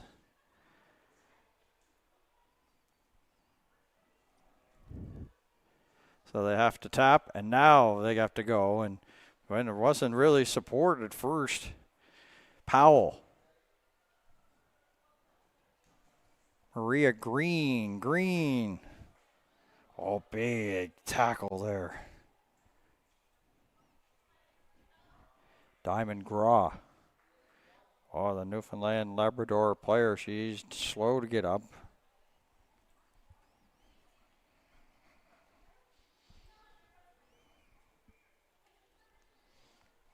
Yep, so we're just about to the point of into injury added time.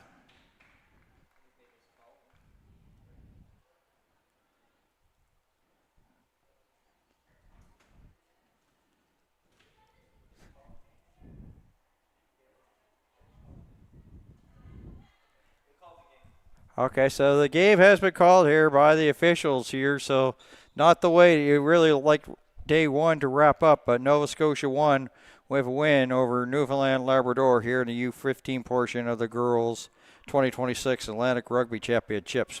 Well, it's been a day here in the University of Prince Edward Island. And what tough conditions these athletes had to endure here today. And I want to give a shout out to our Maritime Athletic Profiles crew also in these very warm conditions, challenging conditions, and thank them for their hard work. So on behalf of them, my name is Dan Hobson. Thank you for tuning in, and so long here from McAdam Field. You've been watching the 2026 Atlantic Rugby Championships here on Maritime Athletic Profiles. Good night, everybody.